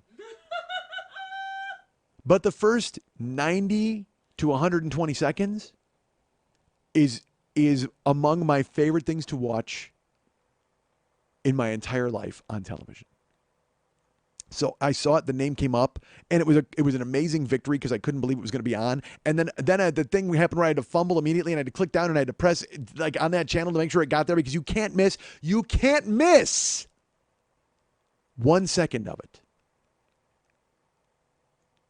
And sure enough, I clicked over just in time to see a black screen, and then it came on, and I heard HR puffin stuff. Who's your friend when things get rough? HR puffin stuff. Can't do a little because he can't do enough. And then the opening credits, which is literally the only good part of the show, because the rest of the show is fucking terrible. I mean, it is, except for, I apologize. Let me take that back. The rest of the show is really, really bad, unless you get one of the episodes where Jimmy does like a song, what was the character? Who's the actor? I forget. Jack, whatever the fuck. I don't know. I think it's hyphenated. Jack, whatever the fuck. But there's one episode where he sang Mechanical Boy. Do you remember that one? I'm a mechanical boy. And then he fucking does like a stupid dance, and it's so bad. That song is awesome, but he's just dancing with pillows. I mean, it's like the fucking weirdest thing, because all of those weird Sid and Marty Krofft fake Muppet things, they just look like pillows to me. They're just giant, like Puffin Stuff himself. He just looked like one of those camping tents that's round like a dome. You know what I mean? Like his whole head looks empty. But then, and the worst is, I don't know why they chose to give him like a weird foghorn leghorn accent. Like the show is just crazy. And I actually worked, where I had to recap stuff for a site called TV Land or whatever the fuck it was. I talked about that on here before. It was one of my writing jobs, because I had to fucking recap Arc 2, and I honestly, I just need to read it on the show once, because it made me laugh so hard. And then I turned it in, and thank God they used it, because I was just so bored writing straight recaps of cartoons, that I wrote Arc 2 as if it was a journal entry from the guys. I told that story on here. Fuck. God damn it. Who's laughing now, Philip? Oh, Jesus. That's still one of the funniest things I ever wrote. You know what? I just got to fucking read that at the Regal Beagle. That's what I got to do with that at the open mic. I read that. I do the mouth joke. I drop the microphone. I walk off. I change a baby, and that's it. I'm fucking back in the game. I am back in the goddamn game. I fucking do that, mic drop, change somebody's baby, and split out the fucking door. And you'll hear all about it this season on The 40-Year-Old Boy.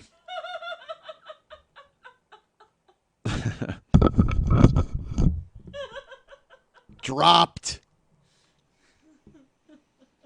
You guys can get me at mike@MikeSchmidtComedy.com. You guys can be my friend at Facebook.com/The40-Year-Old Boy. I kind of sound like a Daft Punk robot. I sound pretty cool. I sound like a hem. All right. I sound like me. I can't believe I did an entire show with my throat bleeding. Look what I fucking do for you people. You can follow me at Twitter.com/The40-Year-Old Boy. You can find our friend David Hernandez, who does all the music and all of the artwork for this show. And I think I know what the artwork is going to be for this week, and I cannot wait to see it. You can follow him. You can be his friend at facebook.com/David Mex Hernandez. Or if you want to hire him to do pictures for you, or caricatures or artwork or anything amazing, he has that in his arsenal. He has a whole quiver full of amazing. He can shoot into your heart like a Cupid arrow. Go ahead and contact him at artbydmh.com, artbydmh.com. Go ahead and get him involved and get him to do some stuff like our friend Katherine Johnson did. K-Jo had him do a caricature of her and her friend Vavoom, and it looks amazing. You should check it out at Katherine Johnson's Facebook page. I don't even know the address, but go find her. Just Google awesome Katherine drawing. I'm sure you'll find it. Our friend Lily Von Stupp is the producer of this show and a great friend of mine. And you can contact her. You can be her friend at facebook.com/Lily Von Stupp. You can follow her at twitter.com/MNTs, twitter.com/HollywoodBQFest, and twitter.com/Lily Von Stupp. But if you'd like to write her a personal note and find out how she's going to function tonight at 4:30 in the morning when she tries to post this show with dried blood in her eyes, you can go ahead and write her at Lily at burlesque411.com. That's Lily, Lili, at burlesque411.com.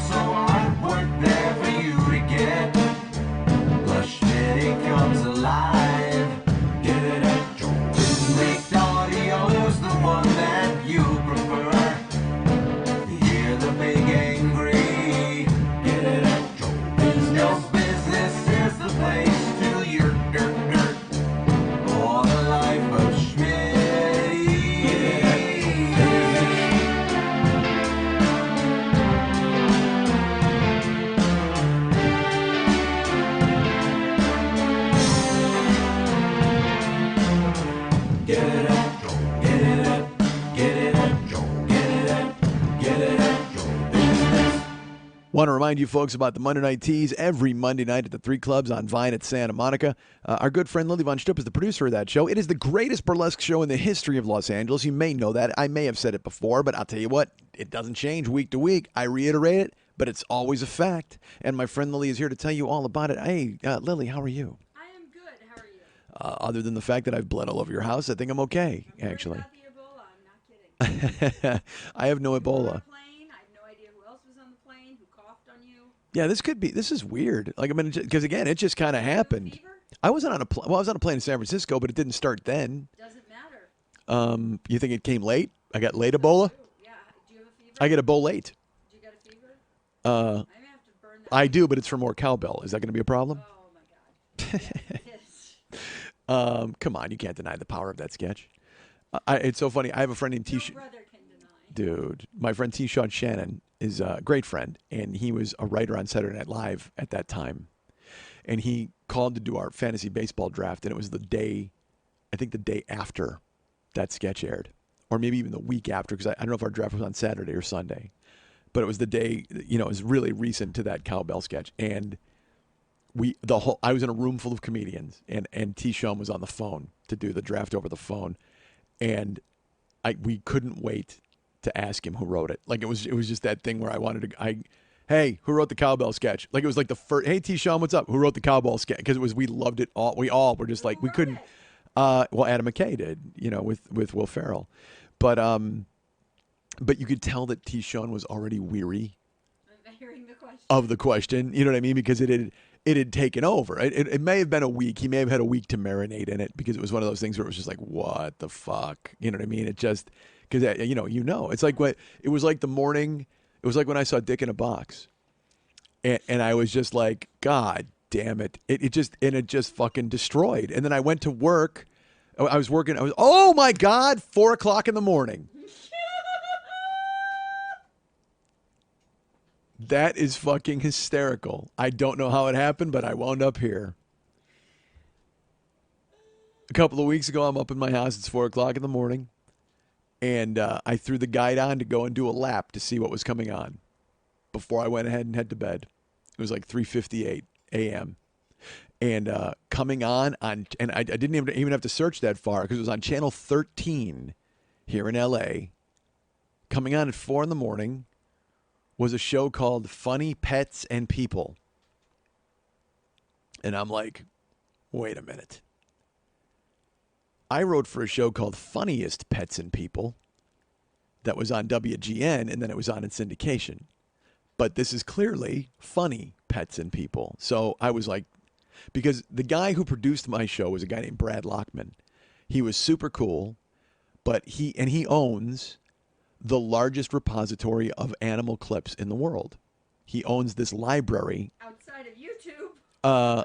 Well, but he made deals with them. He would find people on YouTube and go, "Hey, give me that exclusive clip for a T-shirt and $20," and they'd go, "Yay! It's going to be on TV." I mean, because that's the thing is you can buy the general public for a fucking T-shirt and $20, and so he would get the clip and they would sign a thing and then he would fucking own it. So he had this he to this day probably has the largest library, the largest repository of animal clips to use, and he's repurposed them and repackaged them into so many different shows. He did them on Animal Planet. He did like 3 different shows there, whatever. So then with Funniest Pets and People, we just dug into the library and we kept writing jokes over and over for those shows. So I just thought in my head, well, wait, Funny Pets and People, he must have just taken the footage and repurposed it again into something different. And then I went, well, wait a minute, I wonder if I'm going to get credit on this fucking show. Because if he uses my bits, he's kind of gotta, unless he just did a completely different thing. But the problem is, I couldn't tell you, bullshit, I could only tell you one joke I wrote for that show, and it was rejected. Like, I couldn't tell you any that made the air because we had to be kind of benign and we couldn't really push the envelope. The one that we wrote one where there was this dog. He was haunted. He like kept like in the middle of the night. He'd like look around. And so we just did Ben Franklin's voice talking to the dog, like this whole thing. And then at the end of it, the last thing I told this on here. And Ben Franklin, the last thing he said was, "Oh, pipe down, Marilyn," because he was sleeping with Marilyn Monroe. And that was the joke. And it got killed immediately. It's like, you can't do that. Kids aren't going to like that. And we're like, what do you mean? Kids aren't going to even get it. It's for their parents. Nope, canned. But I wanted to see, because again, I wouldn't know. I could watch an entire fucking season and I wouldn't be able to tell you what I wrote. You know what I mean? Probably. That's my guess, because, it's just, it was me and this guy, John, and then me and Mike. And then it was John and, these other Ross and another guy. So I said, I've got to stay up now. And I went to tape it. And it started, and it was Funniest Pets and People. And this hasn't been on in 2 years, at least as far as I know, 3 years, because it was on in syndication 3 years ago. Huh? Because you didn't get a check. Right? Well, I don't get any royalties from it because I got paid when I worked on it. But I would sometimes get, people would always write me and they go, "Dude, we saw your show." It was like, and so I haven't heard it from anybody in probably 4 years now, because it was on GN and then it was on in syndication. So fucking, I sat there and watched the whole show, and I'm like, I don't even know if I wrote any of this. I mean, it's just dogs jumping through hoses and shit like that.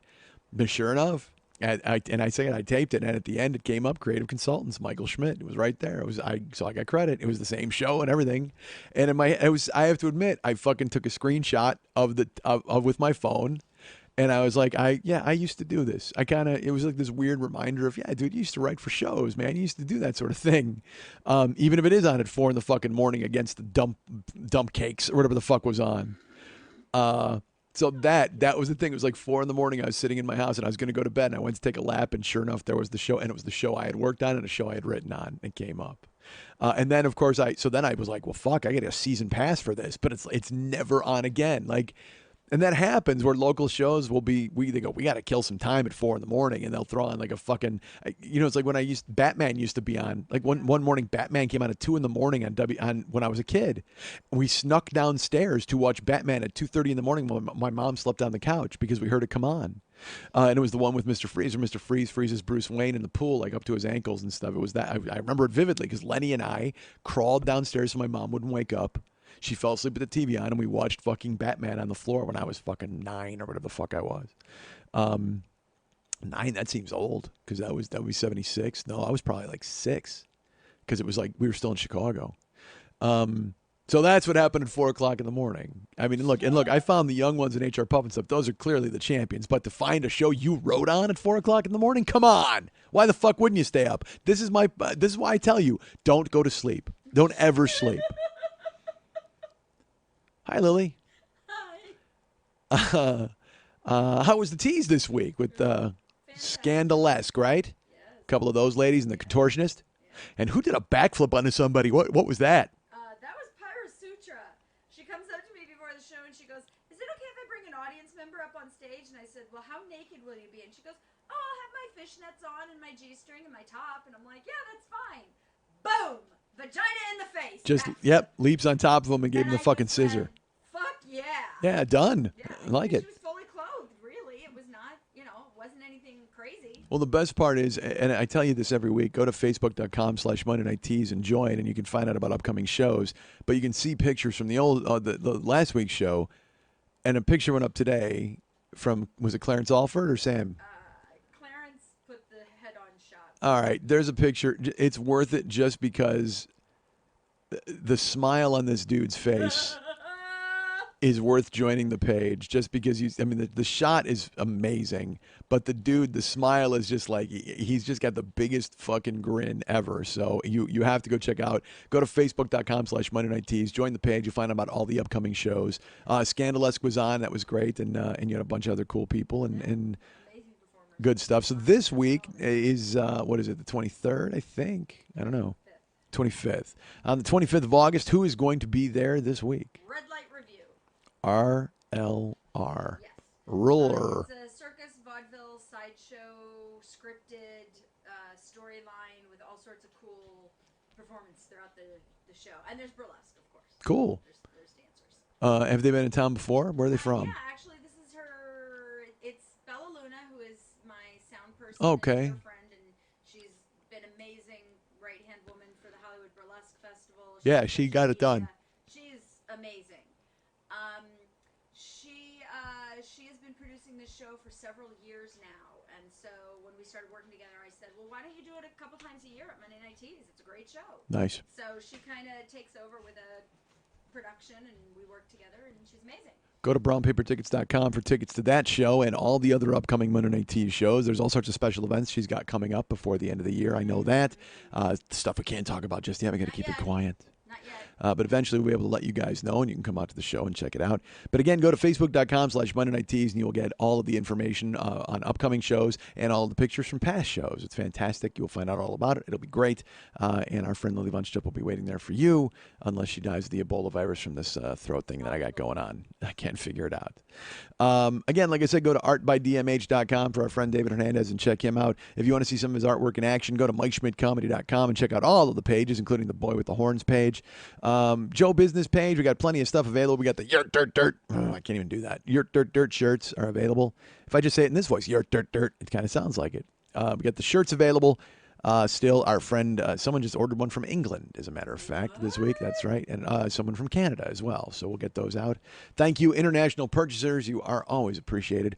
Schmitty Comes Alive, the download set is available. Or no, Schmitty Comes Alive is just a download. It's the Los Angeles Podcast Festival from 2 years ago. And quite frankly, it's a story I've only told once. I told it on stage that day. And someday I will tell it on here. Will I? Maybe. I don't know. Perhaps one day I'll just air Schmitty Comes Alive on here. But in the meantime, go buy it, because I just told you it's going to be free soon. Oh, what an idiot. I'm an idiot. I'm the worst marketer of all time. Remember my CD, The Big Angry, is available? Hey, there was it Adam? Someone posted on my page, "Mike, it's a little late, but I went ahead and supported you. The stories are amazing." And he bought the CD. And I was traveling, and so I wrote, "Hey, thank you so much. I will get it in the mail as soon as I get home." And then I got home, and I looked at his post, and he bought it on iTunes. So I'm not mailing you a CD, and you certainly didn't correct me. So you thought you had fooled me, but your bamboozling has stopped here. This is what happens when you're on a plane catching the Ebola virus. You got to think you send your CD to everybody.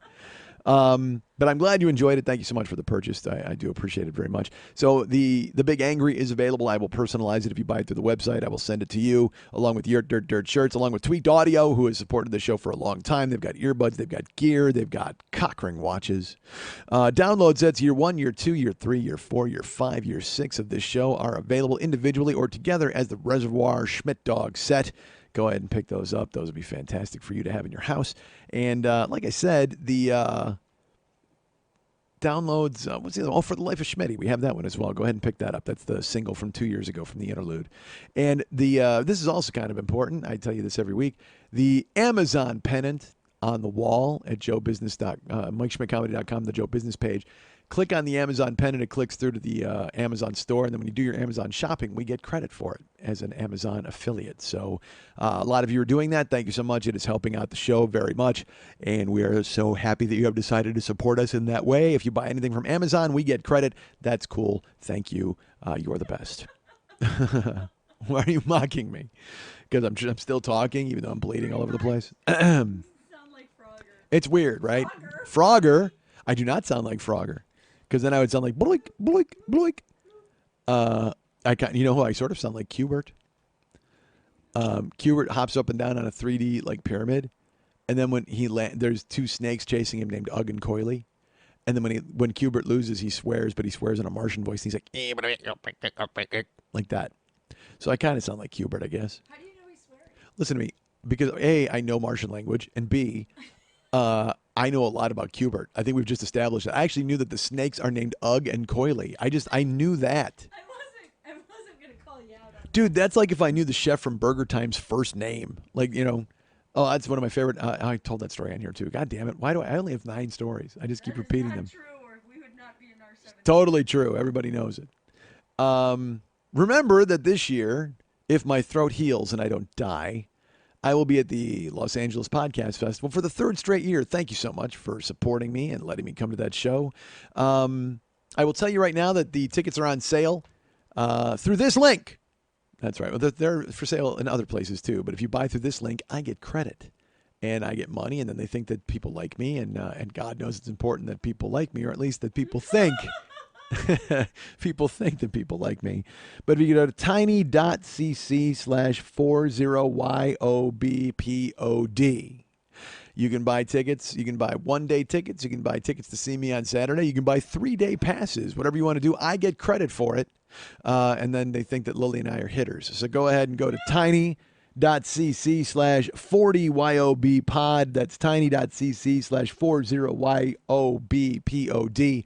And get yourself some tickets to the Los Angeles Podcast Festival. I will be there on Friday night for the meet and greet, seeing people, saying hi, checking out shows. And then I will be there Saturday to do my show at noon. My show is at noon on Saturday. And then unfortunately, I'll be getting on a plane, so I will miss Saturday night and then Sunday. But I'll be there Friday night and Saturday day. So come out and check out my show. Come out and say hi. Come out and if you want stuff signed, you want to buy stuff, who knows? And this is fucking weird. I'll tell you this. Let's talk about this. I sold merchandise last year at the Los Angeles Podfest. And you know me, I'm a little backlogged in my emails. Dude, I got an email like 8 months ago from the guy who ran the merch booth. And he's like, hey, I got a check for this amount to you. Tell me where to send it. So I wrote him and I'm like, awesome. You got to send it here. I've never gotten it. Like, I've never received this check. And it's my fault because I haven't exactly followed up or chased the guy down. He was a super nice guy. But he's like, hey, man, you sold some shirts, so I totally have this money. And I said, great, send it to this address, care of this. Gave him the P.O. box. By the way, I have a P.O. box. If you guys want to send me stuff, let me know, and I'll give you the P.O. box through the email. But I sent it to him, and then I never heard back. So I guess I have to write him again, I would assume. I think I wrote him twice, actually. It's funny, I talk about this. I hope the guy didn't die in a fucking accident or something, or he had some industrial bullshit happen and his hands are gone. I have no fucking idea. All I know is I tried to get a hold of him like once or twice. I think twice, but definitely once. And so that would be smart probably to get that money, I would imagine, but who knows? Because I will tell you this. I showed up because they had the merch booth and everybody was selling whatever. Dude, I think I brought 8 different t-shirts. Because I was just like, fuck it, let's do this. You're going to do it? I'm going to do it. And we'll see if anybody wants the older ones because they were all kind of funky looking. They're all a little different. And they have David's artwork on them, which is amazing. Because other people just had shirts that had just like a face or a letter or whatever. And some people sold 1 million books. And I was like, fuck that. I brought 8 shirts. And they like they put them up, and they actually had to stop putting them up because there was no room because they had to put everybody's stuff up, all their merch. And I was just like, well, so I would tell people, like, hey, I got more shirts if you want to look at them, because people would say, your shirts are cool. And I'd go, they are. I go, there's actually more probably under the counter. Just go ahead and ask. So I don't know what I'll bring this year to sell. If anything, your shirts probably, but we'll see. Although maybe nothing, since the guy owes me money. I have no clue. I got to figure it out. I got to write the dude.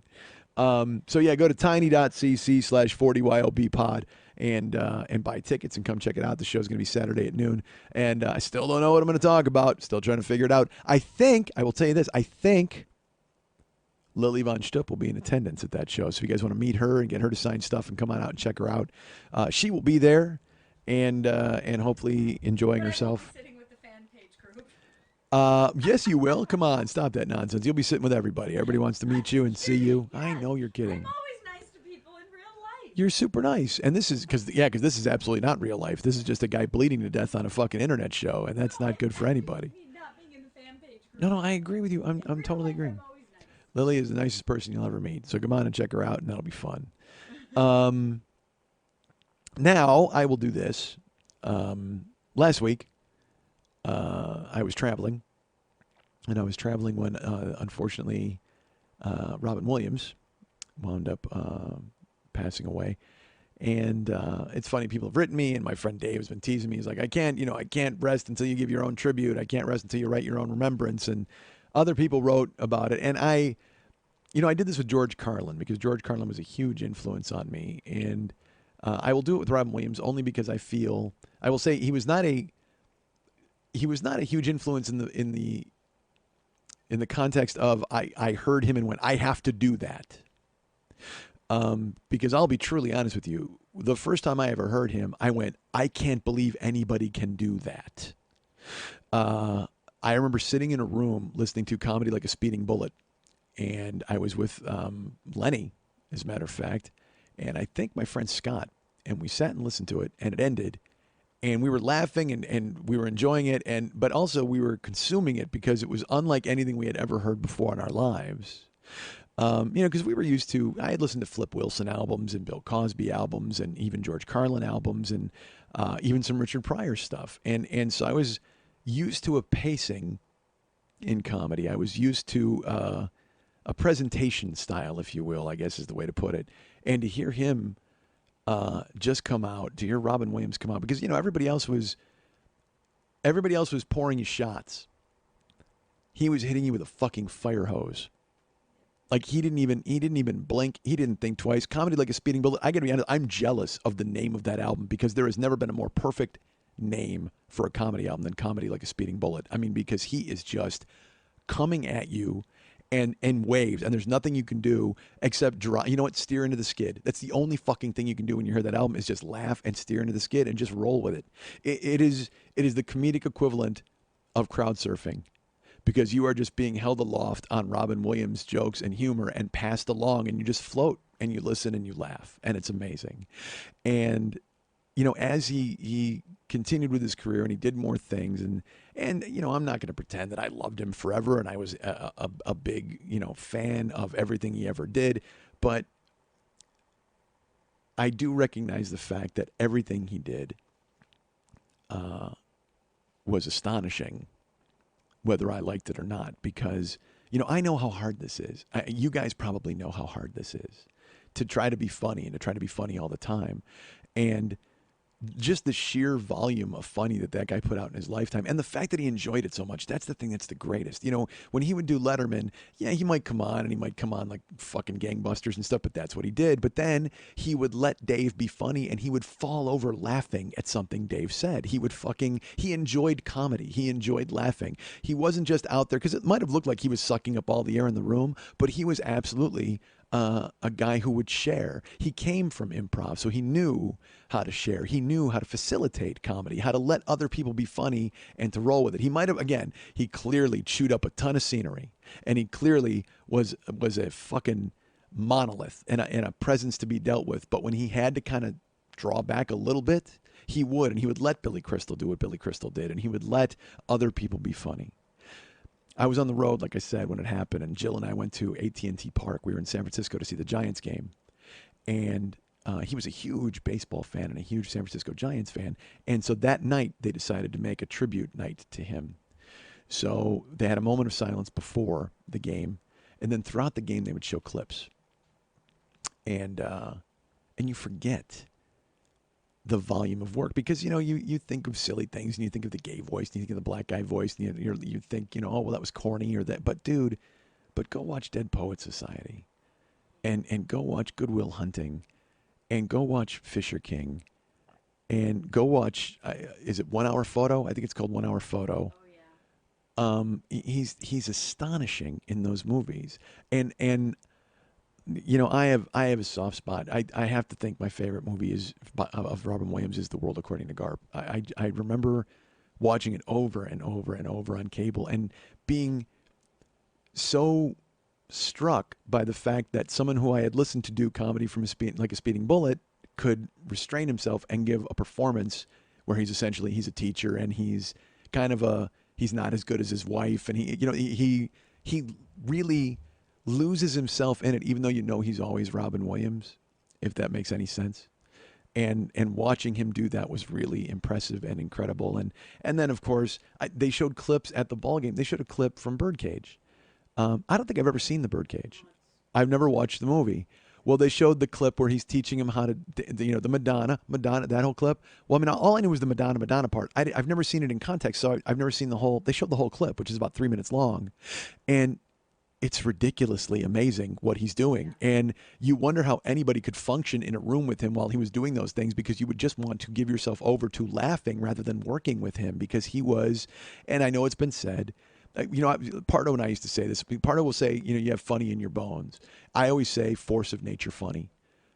And he was absolutely just a fucking hurricane. I mean, he came at you and he never stopped.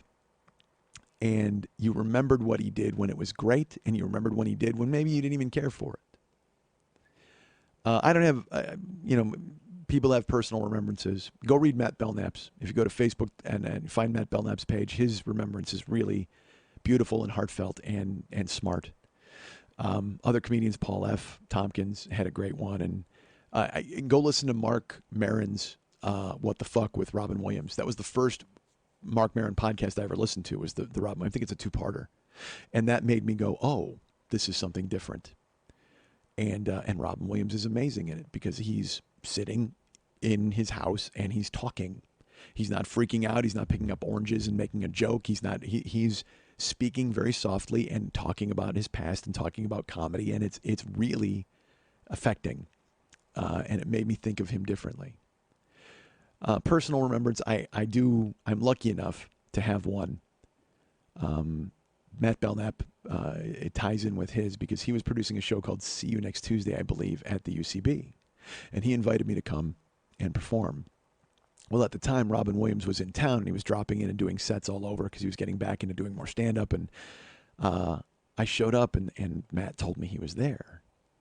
And I thought it was ridiculous. I mean, I thought there was just no way. Because again, I have crises of confidence anyway in my stand-up, and I hadn't done it in a while, and I was a little weirded out, and, we had just started doing Never Not Funny, so I've just kind of getting my head around doing stories rather than doing stand-up. So I was nervous anyway, and then when I heard he was there, I immediately freaked out because I was like, I don't know if I want to go up in front of him, but then there's that fucking animal. I mean, it's like, fuck yeah, get me up there and let me just keep fucking talking. Anthony Jeselnik was the MC, and he crushed it, of course, and he was generous with me. I asked him if I could do a certain, because there was a line, and I was like, can I do this? Because I figured he might pick up on it too, because comics think, in parallel ways. And he was nice enough to kind of throttle down and let me do it. And I went up and I did well. I mean, I remember I had a good set. I was nervous, but I'll be honest with you, I wouldn't have cared if anybody laughed that night as long as I could make Robin Williams laugh. And I did, and I was very happy about that. He didn't, I didn't knock him out, for fuck's sake. It's not like you did a fucking somersault or gave me a high five, but because he loved Jeselnik, but I did hear him laugh. He laughed at my set, and it was funny. I remember even asking Matt later. I was like, "Did Robin Williams laugh at me?" And he's like, "Oh yeah," and I got a picture with him, afterwards. And it's so funny. The picture is me, Matt, and Robin Williams. And to this day, I have no idea why Robin Williams wasn't in the middle. I found the photo and I put it up. It's up on my Facebook page. I put it up as a Throwback Thursday, like last year. But then Pat, my friend, asked me once this happened. He's like, "Can you put up that photo? Because I really like it." And I did. And it's funny. I'm on the left and Belknap's in the middle, and Robin Williams is on the far right. And I when I see the photo, I laugh because I'm like, "Why is Robin Williams not in the middle of this photo? Fuck, why am I not in the middle of this goddamn photo?" But it just, I think it was one of those whirlwind things where both of us were weirded out about asking Robin Williams to take a photo with us, and we just happened to be standing in those positions, and we did it quick, because he was in and out, and that was the deal. But it was just I happened to, and I got to watch him that night, and watch him create and watch him perform in a tiny space for people who didn't know he was going to be there. And it was the UCB crowd, so there were some harumphers, there were some crossed arms, and there were some people going, "Oh, why is this guy here?" But there were other people who gave themselves over to the experience and realized that they were in the room with a fucking legend. A legend. And the sheer volume of work, good work, that he put out deserved your respect and your attention. And when I heard it happen, I was in the car. And I didn't, I didn't want to type anything, and I didn't want to put anything up, and because he's not one of my heroes. He's just someone who I, if anything, was in awe of. And he's someone I need to revisit. And he's someone I need to rediscover. Because he took him for granted. Because he was always there.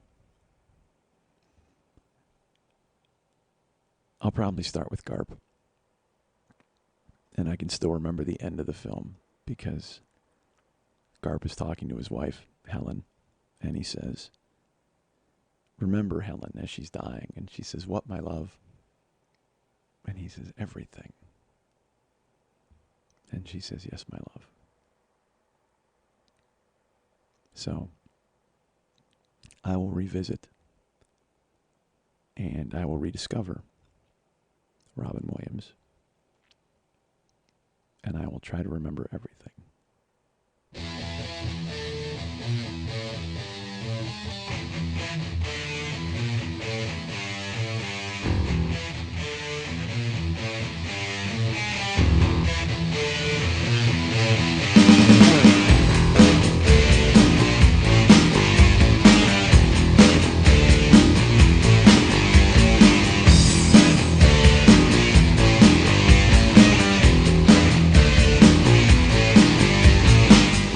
Literally, this show starts as a tiny snowball, and at the end, the hundreds are dead at the bottom of a ravine. I mean, I get that. Believe me, if there's any show in the history of the world that does not need to be transcribed for posterity, it's this one. I like when nobody can see the seams. I like when I'm able to kind of just, fly with the bees wherever. When I have to actually stop the bees and ask for directions, that's not fun. I just like unleashing the bees, but when the bees have to stop in mid-flight and we all have to kind of look at each other and bust out a fucking map, that's not fun at all. I want to saddle up these bees and ride, goddammit!